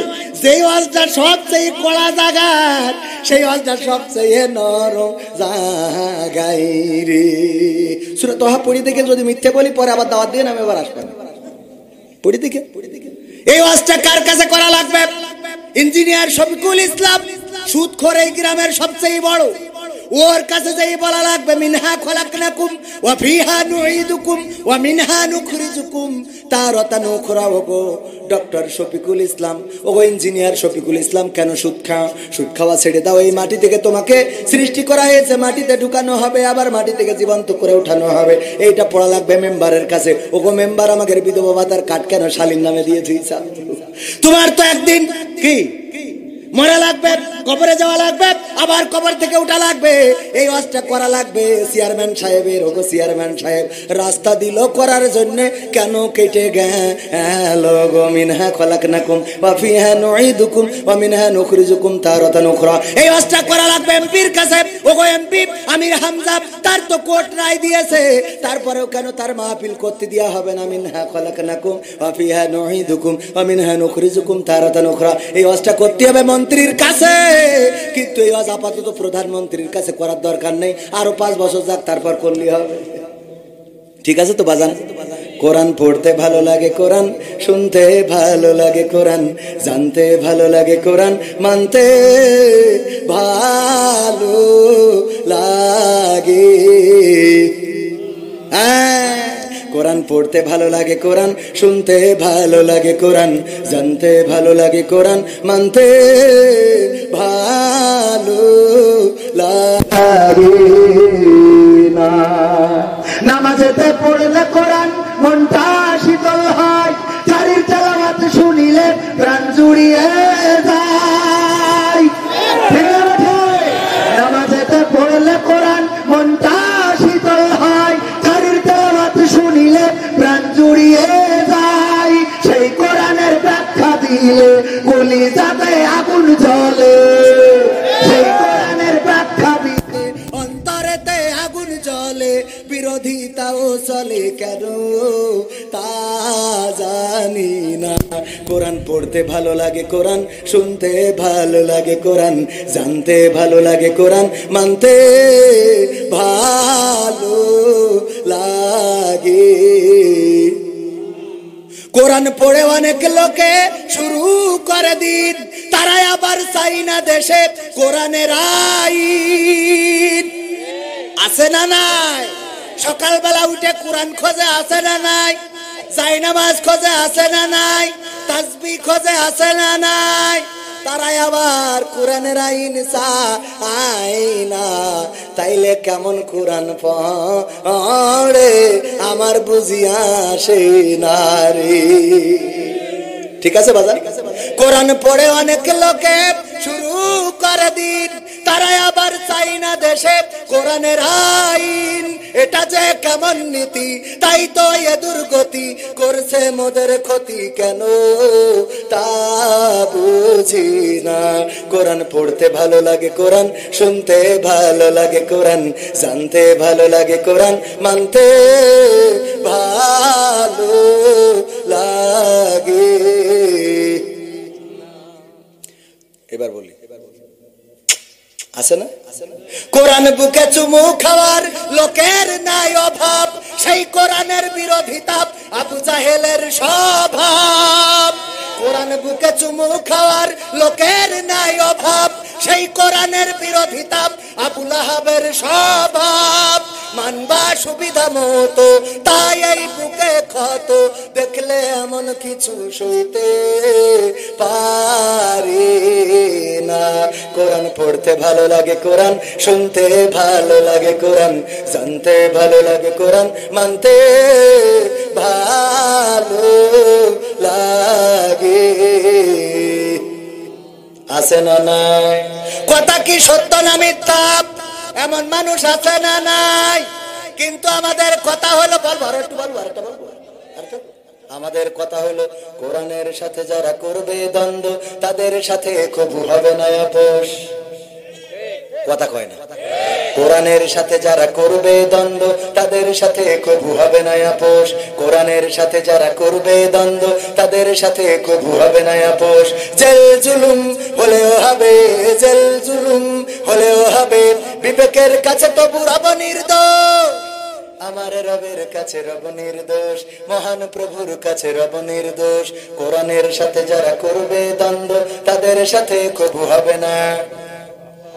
কোরআনের কথা যারা বলে যায় আজ, তাদের দমাতে কত ফন্দি, কাউকে ধরে নিয়ে দিচ্ছে ফাঁসি, কাউকে রেখেছে আজ বন্দি। কোরআনের কথা যারা বলে যায় আজ, তাদের দমাতে কত ফন্দি, কাউকে ধরে নিয়ে দিচ্ছে ফাঁসি, কাউকে রেখেছে আজ বন্দি। হক কথা বললেই জ্বলে যায় গা, কোরআনের কথা সইতে পারে না। হক কথা বললেই জ্বলে যায় গা, কোরআনের কথা সইতে পারে না। জানি না তাদের আমাদের পরে কেন এত আক্রোশ। জেল জুলুম হলেও হবে, জেল জুলুম হলেও হবে, বিবেকের কাছে তো রব নির্দোষ। আমার রবের কাছে রব নির্দোষ, মহান প্রভুর কাছে রব নির্দোষ। কোরআনের সাথে যারা করবে দ্বন্দ্ব, তাদের সাথে কবু হবে না। কোরআনের কথাই আজ বলতে গেলে আসছে বাধা কত ভাবে। কোরআন প্রেমিকেরা হাতে রেখে হাত সামনে এগিয়ে যাবে। দিনের কথাই আজ বলতে গেলে আসছে বাধা কত ভাবে। কোরআন প্রেমিকেরা হাতে রেখে হাত সামনে এগিয়ে যাবে। হক কথা বলতে করি না কো ভয়, জীবনের বিনিময়ে আনবো বিজয়। হক কথা বলতে করি না কো ভয়, জীবনের বিনিময়ে আনবো বিজয়। বুকে আছে শক্তি, অন্তরে আছে সাহস। জেল জুলুম হলেও হবে, জেল জুলুম হলেও হবে, বিবেকের কাছে তো রব নির্দোষ। আমার রবের কাছে রব নির্দোষ, মহান প্রভুর কাছে রব নির্দোষ। কোরআনের সাথে যারা করবে দ্বন্দ্ব, তাদের সাথে কবু হবে না। আপোষ কি করা যাবে? রাত 11টার মধ্যে শেষ করতে চাইলো 11টা বেজে, এখন 12টার কাটাই চলে গেছে। আমার ভাইজান প্রবাসী, অনুমতি দিলে প্রবাসীদের বন্ধ হয়ে যাচ্ছে। প্রবাসীদের গানটা যদি সময় থাকে, সময় আছে আপনাদের? যেহেতু উনি 5 লক্ষ টাকা মাদ্রাসায় দিয়েছেন, এভাবে নিয়মিত দেন, দেন না দেন? কিন্তু প্রবাসীরা কেমন অবস্থায় থাকে এটা কি জানেন? অনেকেই জানেন। আমি প্রবাসীদের গোটা জীবনটা তুলে ধরেছি। সেই জীবনটা যার প্রেমে দিয়েছে মন, যার নিয়ে দেখিয়া স্বপন। মা বোনেরও আছে নাকি? মা বোনদের জন্য তো একটা ওয়াজ করে, আগামী বছর এসে করবো এর থেকে বেশি। আর মা বোনকে একটা ওয়াজও শুনালাম। মা বোনদের শর্টকাটে একটুখানি বলে দিই। আল্লাহর নবী মেরাজ থেকে আসলেন, এসে বললেন, ওগো নারীরা সাদাকা করো বেশি। কারণ কি? কারণ হলো নারীরা বেশি বেশি দেখেছি জাহান্নামে, অধিকাংশ নারী জাহান্নামে। আল্লাহর নবীকে প্রশ্ন করলেন, কেন জাহান্নামে? আল্লাহর নবী বললেন, 2টা কারণে। কয়টা? জোরে বলেন কয়টা? আরো জোরে কয়টা? 2টা কারণ। কি কি কারণ? আল্লাহর নবীর কাছে জিজ্ঞাসা করা হলো। আল্লাহর নবী বললেন, 1 নম্বর কারণ হলো নারীরা তারা তাদের স্বামীর প্রতি কৃতজ্ঞ থাকে। এমন নারী আছে না নাই? সব দেন কিন্তু ওর কইলছে ভরে না রে। ওই মিস্টার বল্টু কি করলো এটা নিয়ে ওর মাথা ব্যথা। ওই মাকসুদ আলীর বাড়ি কেন দোতলা তাই নিয়ে মাথা ব্যথা। ওই অমুকের বোর শাড়ি কেন এত ভালো তাই নিয়ে মাথা ব্যথা। ওর 3 পিস কেন এত কালারফুল তাই নিয়ে মাথা ব্যথা আছে না নাই? আর স্বামী যেটা কিনে দেয় ওইটা পছন্দ হয় না রে, আছে না নাই? 1 নম্বর কারণ কি? স্বামীর প্রতি অকৃতজ্ঞ থাকে। কেমন অকৃতজ্ঞ? আমার মাহবুব ভাই বন্ধু মানুষ বলছে, বন্ধু আমার স্ত্রীর যাই কিনে দিই কিছু পছন্দ হয় না। আমি একদিন একটা বুদ্ধি করলাম, একটা বাজার থেকে, যশোরের শহর থেকে সুন্দর থেকে একটা শাড়ি কিনে নিয়ে গেলাম। খুব সুন্দর চিকচিকে, খুব কালারফুল, সুতোগুলো খুব ভালো, অনেক দামি শাড়ি নিয়ে যে ডাইনিং টেবিলের পরে রেখে স্ত্রীর বললাম, খাইতে দাও। স্ত্রী খাবার দিয়ে খালি আর চোখে ওই শাড়ির দিকে তাকাচ্ছে যে শাড়িটা কার, শাড়িটা কার। মাহবুব ভাই বলছে, স্ত্রী জিজ্ঞেস করেই বসলো, শাড়ি কার? আমি বললাম, আমার বন্ধু কবির বিন সামাদ তার বউয়ের জন্য কিনেছে। বলছে, দেখো শাড়ির কালারটা কত সুন্দর, দেখো রংটা কত সুন্দর, সুতোটা কত সুন্দর, পাড়টা কত ভালো। আর তুমি যা কেন তা তো পরে মানুষের সামনে যাওয়া যায় না। ও বাবা, বাবা আমার কার সাথে বিয়ে দিল রে? ও আপা, আপা। কান্না আছে না? কান্না শুরু করে দেবে। কার সাথে বিয়ে? তোমার কোনো পছন্দ নেই, কি কিনে আনো করা যায়। আর কবির বিন সামাদ তার বলতো শাড়ি কত সুন্দর। আমার মাহবুব ভাই বলছে, আমি বুদ্ধি করে বললাম, দেখো তোমার শাড়িটা যদি পছন্দ হয় তুমি নিয়ে নাও। কবির বিন সামাদ ভাইয়ের সাথে দ্বন্দ্ব করা লাগে, গোলমাল করা লাগে, আমি করবা না। জন্য যদি কবির ভাই আমাকে ফাঁসি দেয় দিবা নেওয়া অসুবিধে নেই, তুমি এই শাড়িটা নাও, শাড়িটা নিয়ে খুব আনন্দ। ওরে আনন্দ আনন্দ দেখে কিনা, রাত্রি শোয়ার সময় বেগম সাহেবার বললাম, ওগো বেগম সাহেবা সত্যি কি শাড়িটা তোমার পছন্দ হয়েছে? বলছে হবে না কেন, তোমার তো নজর ভালো না, তুমি যা কেন তা তো চলে না। আমি মাঝে মাঝে কই নজর ভালো না বলি তো তোর নিয়ে ঘর কাটছে, তাহলে তো পরিবনি আইতো, কথা কয় না, নজর ভালো না, তোমার তো পছন্দ হয় না, দুইটা মার্বেল দিয়ে দিয়েছে, আল্লাহ চোখ তো দেয় নাই, কত সুন্দর শাড়ির পায়টা দেখো, কত সুন্দর দেখো কালারফুল, কত সুন্দর। আহারে মাহবুব ভাই বলছে, স্ত্রী গো একটা কথা না বলে পারছি না। কি কথা? দেখো আমি তোমার কত ভালোবাসি, কলিজা দিয়ে ভালোবাসি, আমি আজকে মারা যাবো কিনা জানি না, যদি মারা যায় তাইলে বলা হবে না, আমি একটু তোমার বলে দিই, সেটা হলো বিশ্বাস করো আল্লাহর কসম করে বলি, এই শাড়ি কবির বিন সাওয়াদ তার বোস জন্য কিনিনি, আমি তোমার জন্য নিজেই পছন্দ করে কিনেছি। বাসে তাহলে এর রং থাকবে না,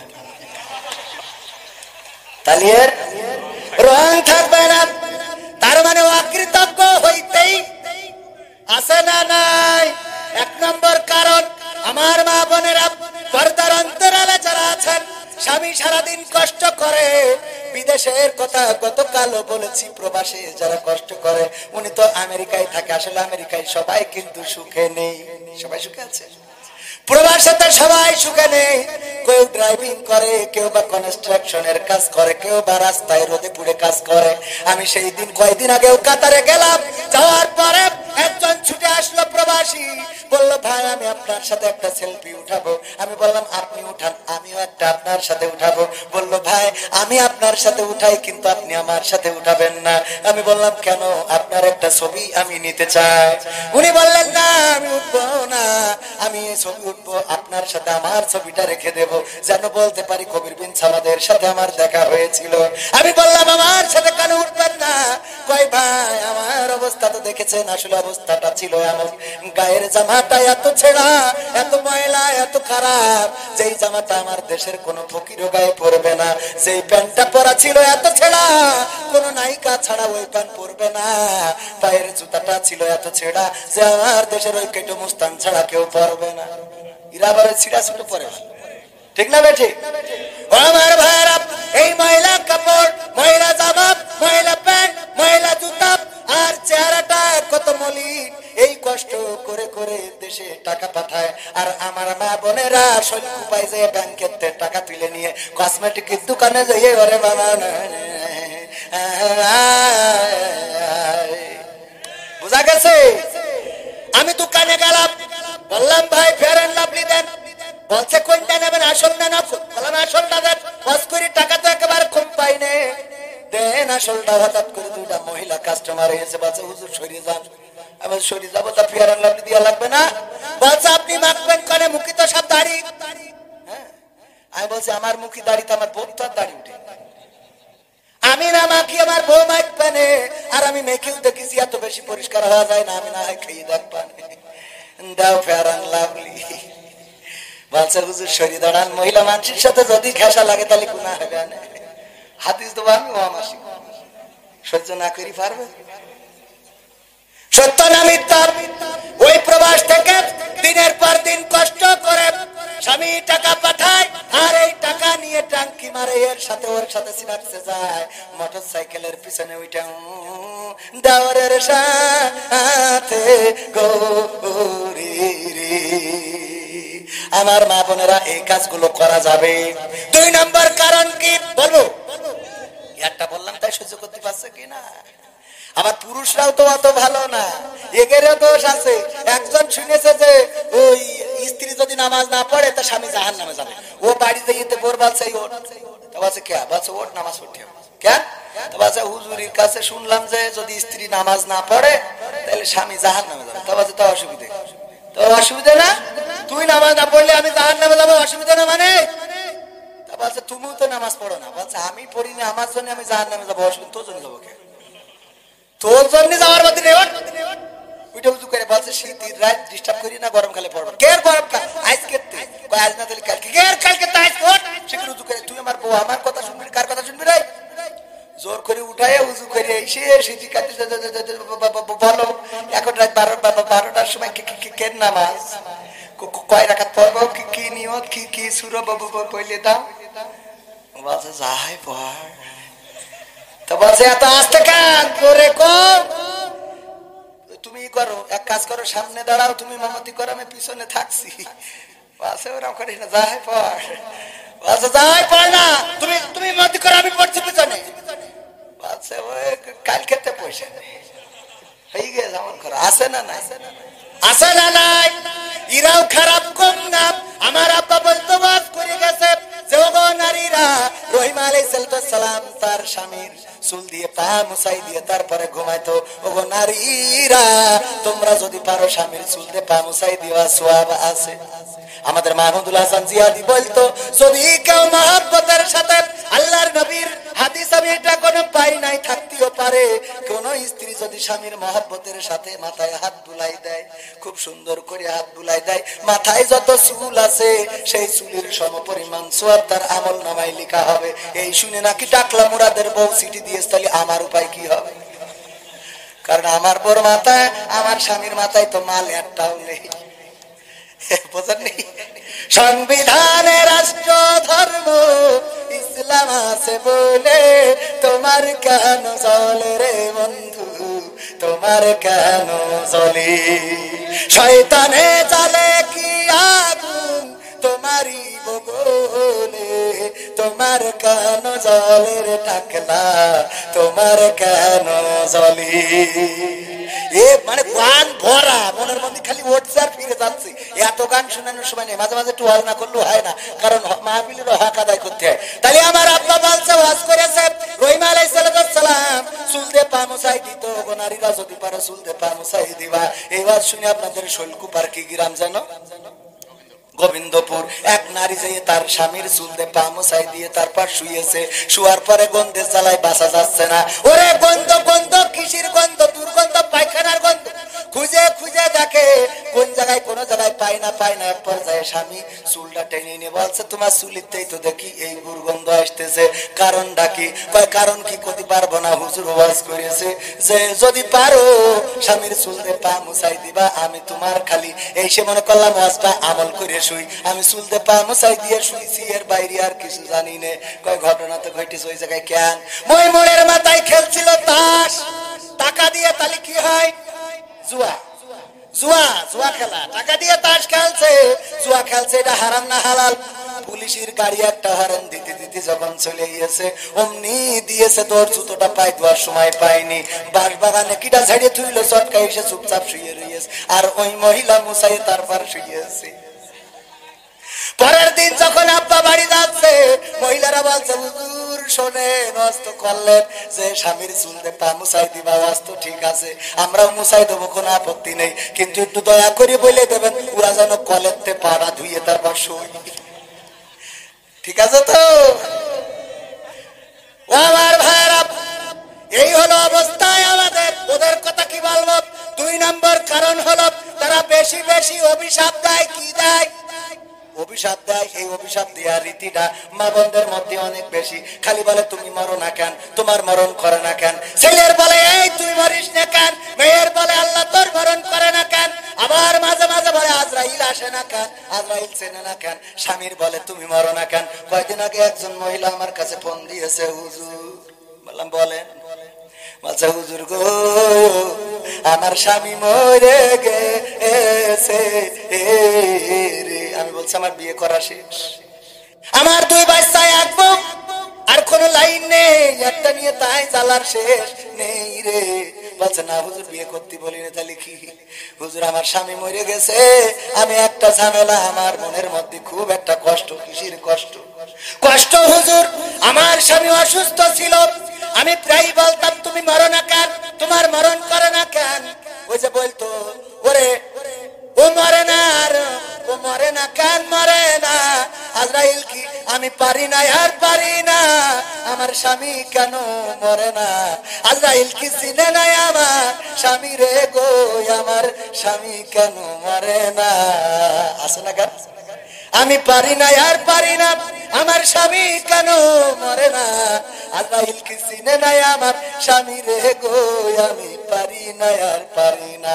আমি এই কথা বলতাম, আমার স্বামীর বলতাম তোমার মরণ করে না কেন, আজরাইল তোমার চেনে না কেন, তোমার উঠাই নাই না কেন, এই কথাগুলো বলতাম। আমার স্বামী মারা গেল একটা সপ্তাহ হলো, আমার মনের মধ্যে বড় কষ্ট।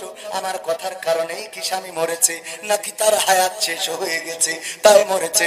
আমি বললাম আমি তো ছোট মানুষ, আমি বলতে পারবো না আসলে হায়াত ফুরাইছে নাকি তার ওই আপনার অভিশাপে মরেছে। তবে এতটুকু বলতে পারি, দোয়া আর বদদোয়া দুইটাই আল্লাহর কাছে কবুল হয় না, হয় না?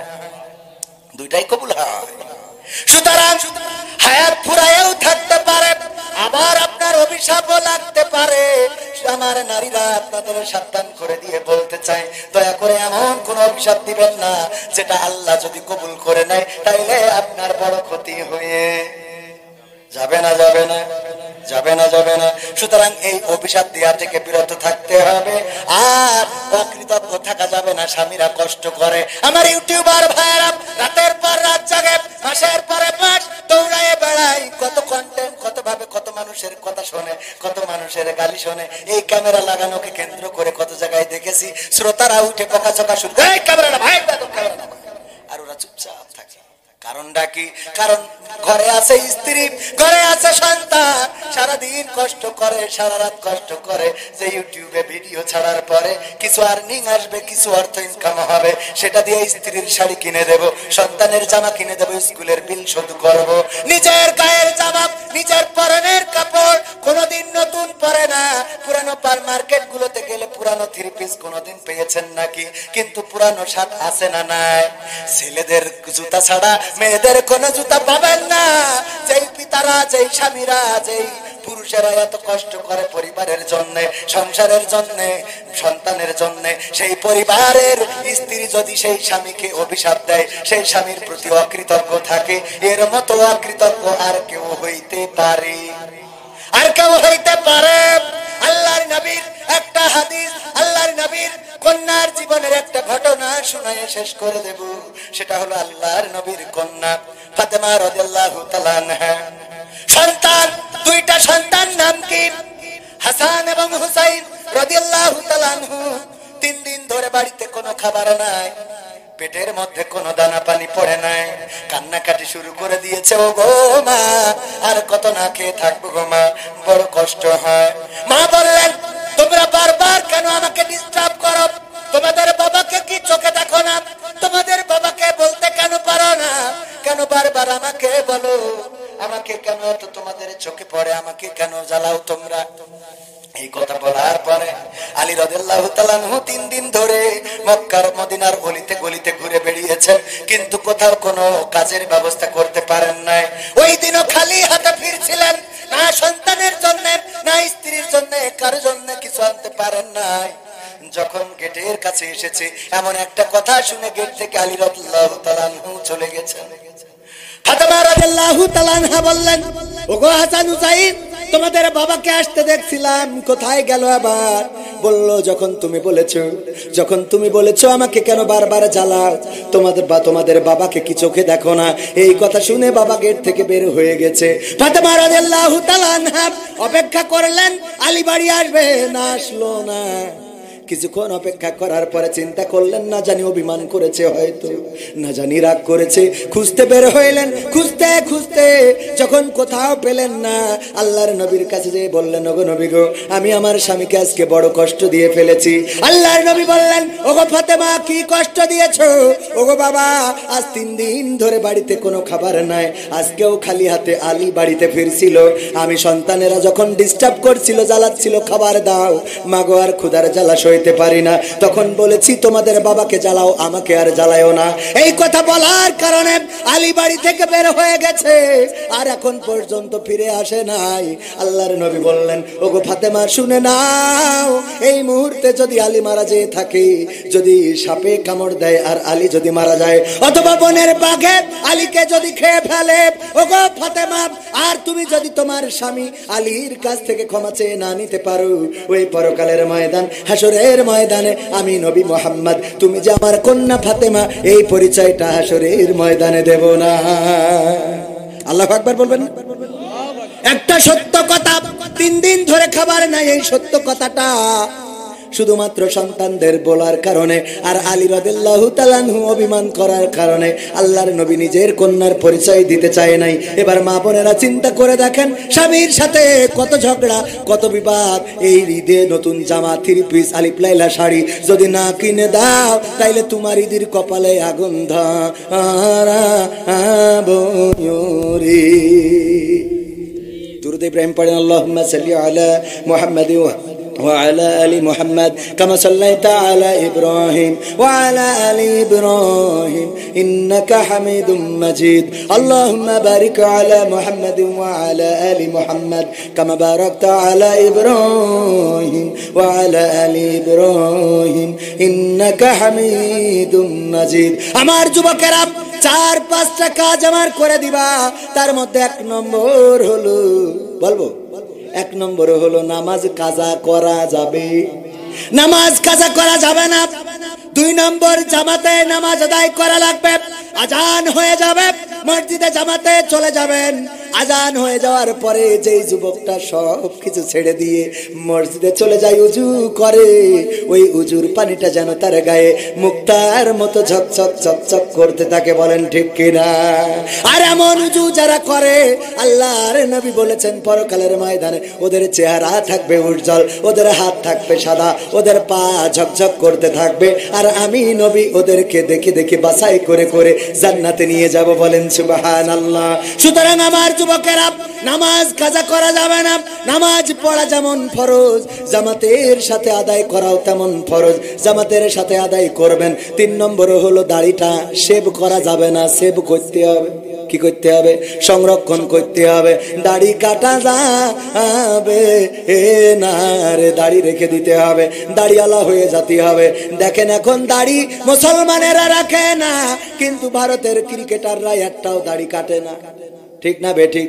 সবচেয়ে বড় দাড়ি আমার মনে হয় নরেন্দ্র মোদির মুখে আছে আসিরি, আর রাখিল রবীন্দ্রনাথ ঠাকুর, ঠিক না বেঠিক? কিন্তু আমার কবি নজরুল রাখে নাই। দাড়িটা রাখবেন, শেভ করা যাবে না, শেভ করতে হবে, দাড়িটা রেখে দেবেন। আর তারপরে যে কাজটা করবেন সেটা হলো টাকনুর উপরে কাপড় পরবেন, টাকনুর নিচেই কাপড় পরা যাবে যাবে। আর 5 নম্বর কাজ হলো, আমার যুবকেরা ওই ফ্রি ফায়ার, পাবজি সহ উল্টো পাল্টা যত গেম আছে সব আনইনস্টল করে দিতে হবে। ফোনের মধ্যে কোরআনের অ্যাপসটা নামাই নিবা, হাদিসের অ্যাপসটা নামাই নিবা। যখন অবসর কোরআন পড়বা, হাদিস পড়বা, দেখবা কলিজাটা ঠান্ডা হয়ে যাবে। আর ফ্রি ফায়ার পাবজি খেলবা, ঘাড়টা বেঁকা হয়ে যাবে, ঠিক না বেঠিক? সুতরাং এইগুলো ছেড়ে দেওয়ার দরকার আছে না নাই? এই কাজগুলো আমার যুবকেরা করে দিবা। তাইলে যুবকেরা আমার, যদি এই কাজগুলো করে দিতে পারো, তাইলে আমিও তোমাদের বলতে পারি পরকালে আল্লাহ রাব্বুল আলামিন ইবাদতের এই ইবাদতগুলোর জন্য তোমার জন্য জান্নাতটা করে দিতে পারে না? পারে না? পারে না? পারে না?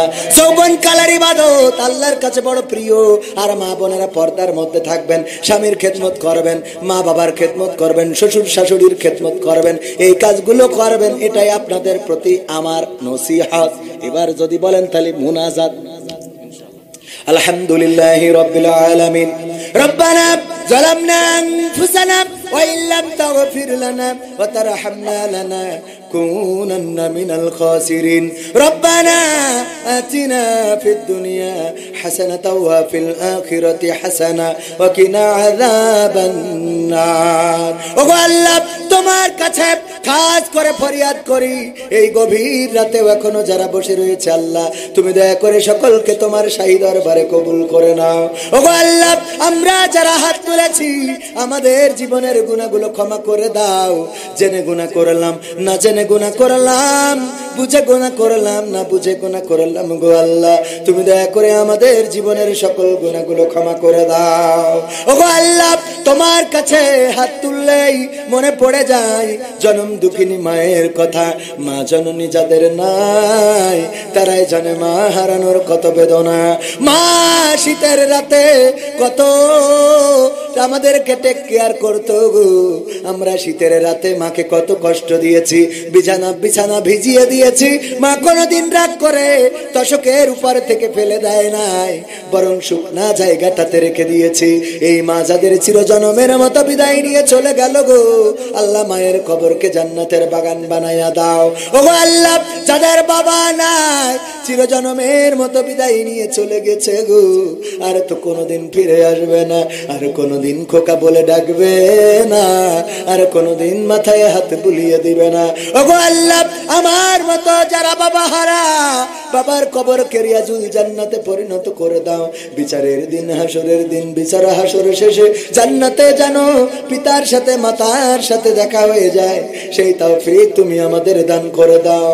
ও গো আল্লাহ, তোমার কাছে খাস করে ফরিয়াদ করি, তুমি দয়া করে এই গোবিন্দপুরের যত কবরবাসী ঘুমানো, আল্লাহ সকল কবরবাসীর কবরগুলো জান্নাতের বাগান বানাইয়া দাও। ও গো আল্লাহ, কে কোন গুনাহ নিয়ে কবরে গেছে জানি না, কার কবরে কোন শাস্তি জারি আছে জানি না, তোমার কাছে ফরিয়াদ করি গো। আমার দোয়া যদি কবুল তুমি নাও করতে চাও, এখানে কত আলেম ওলামা আছে, এখানে কত মাদ্রাসার ছাত্ররা আছে, এখানে কত কোরআনের হাফেজেরা আছে, মুফতি মুহাদ্দিস মাওলানা আছে, তাহাজ্জুদ গুজারি কত বান্দায় আছে গো। আল্লাহ, তোমার কাছে যেই হাত দুখানা পছন্দ, সেই হাত দুখানার ওসিলায় তুমি এই গ্রামের সকল কবরগুলোর আযাব মাফ করে দিয়ে কবরগুলো রিয়াজুল জান্নাতে পরিণত করে দাও। ওগো আল্লাহ, আজকের এই মাহফিলের আয়োজনে যারা ভূমিকা রেখেছে, যারা কষ্ট করেছে, যারা পরিশ্রম করেছে, আল্লাহ তুমি সকলকে উত্তম প্রতিদান দিয়ে দাও। ওগো আল্লাহ, এই মাহফিলের প্রধান উদ্যোক্তা আমেরিকা থেকে এসেছে আমাদের ইঞ্জিনিয়ার শফিকুল ইসলাম সাহেব, আমার সাথে কথা বলেছিল, এতটা উদার হৃদয়ের মানুষ। আল্লাহ, আমেরিকায় থাকে, নিজের বাড়ি ঘর কি হইল না হইল সেটার চেয়ে বড় কেয়ার করে মাদ্রাসাটার কি অবস্থা, মাদ্রাসায় কি দেয়া লাগবে, কি করা লাগবে। ওগো আল্লাহ, তোমার কাছে খাস করে ফরিয়াদ করি, তুমি আমার ইঞ্জিনিয়ার শফিকুল ইসলাম সাহেবকে কবুল করে নাও। আল্লাহ, তুমি নেক হায়াত দান করে দাও। আল্লাহ, মনের নেক বাসনা পুরা করে দাও। আল্লাহ, প্রবাসে থাকে, তুমি প্রবাসে নিরাপদে রেখে দাও, আয় রুজিতে বরকত দান করে দাও। ওগো আল্লাহ, সন্তান আছে, আল্লাহ পরিবার পরিজন আছে, তুমি সকলকে কবুল করে নাও, দিনের জন্য কবুল করে নাও। ওগো আল্লাহ, চক্ষু শীতলকারী সন্তান হিসাবে গড়ে দাও। ওগো আল্লাহ, পরিবার পরিজন আপনজন, তাদের মধ্য থেকে যারা কবরের বাসিন্দা হয়ে গেছে, মা বাবা দাদা দাদি নানা নানি, যারা চলে গেল চিরজনমের মতো বিদায় নিয়ে গো, আল্লাহ তুমি দয়া করে তাদের কবরগুলোকে জান্নাতের বাগান বানায়া দাও। ওগো আল্লাহ, আমার আগে আলোচনা করেছেন আমার বন্ধুবর জনাব মাওলানা মাহবুবুর রহমান, আলোচনা করেছেন জনাব মাওলানা মোহাম্মদ আব্দুর রহিম সাহেব, আল্লাহ আলোচনা করেছেন, এখানে সভাপতিত্ব করেছেন হযরত মাওলানা মোহাম্মদ রফিকুল ইসলাম সাহেব। আল্লাহ তুমি দয়া করে সকলকে কবুল করে নাও, সকলকে নেক হায়াত দিয়ে দাও, মনের নেক স্বপ্নগুলো পুরা করে দাও। ওগো আল্লাহ, মুসিবত দূর করে দাও।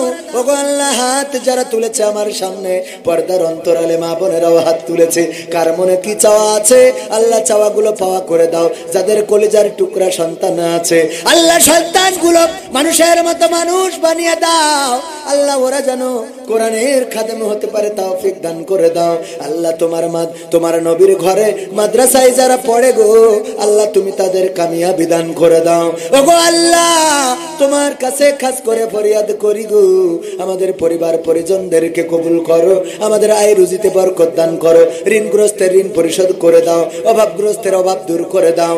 ওগো আল্লাহ, মা বোনেরা যারা হাত তুলেছে গো, যাদের মা নাই বাবা নাই, মা বাবার কবরকে জান্নাতের বাগান বানাও। ওগো আল্লাহ, তোমার কাছে যদি চাই, চাওয়া শেষ হবে না। আখেরি ফরিয়াদ, যেদিন মালাকুল মাউত মাথার কাছে আসবে, জানটা নিয়ে উড়াল দেবে রে, মাটির সাথে পড়ে থাকবো, সবাই লাশ বলবে, বড়ই পাথার গরম জলে গোসল করাবে, কাফন পরাবে, কবরের দিকে নিয়ে যাবে, আপন জনেরা কাঁদবে, কারো কান্না শুনবো না। চিরজনমের মতো বিদায় নিয়ে যেদিন চলে যাব, ওই দিন তুমি দয়া করে আমাদের সবার জবানে জারি করে দিও আখেরি কালেমা লা ইলাহা ইল্লাল্লাহ মুহাম্মাদুর রাসূলুল্লাহ সাল্লাল্লাহু আলাইহি ওয়াসাল্লাম।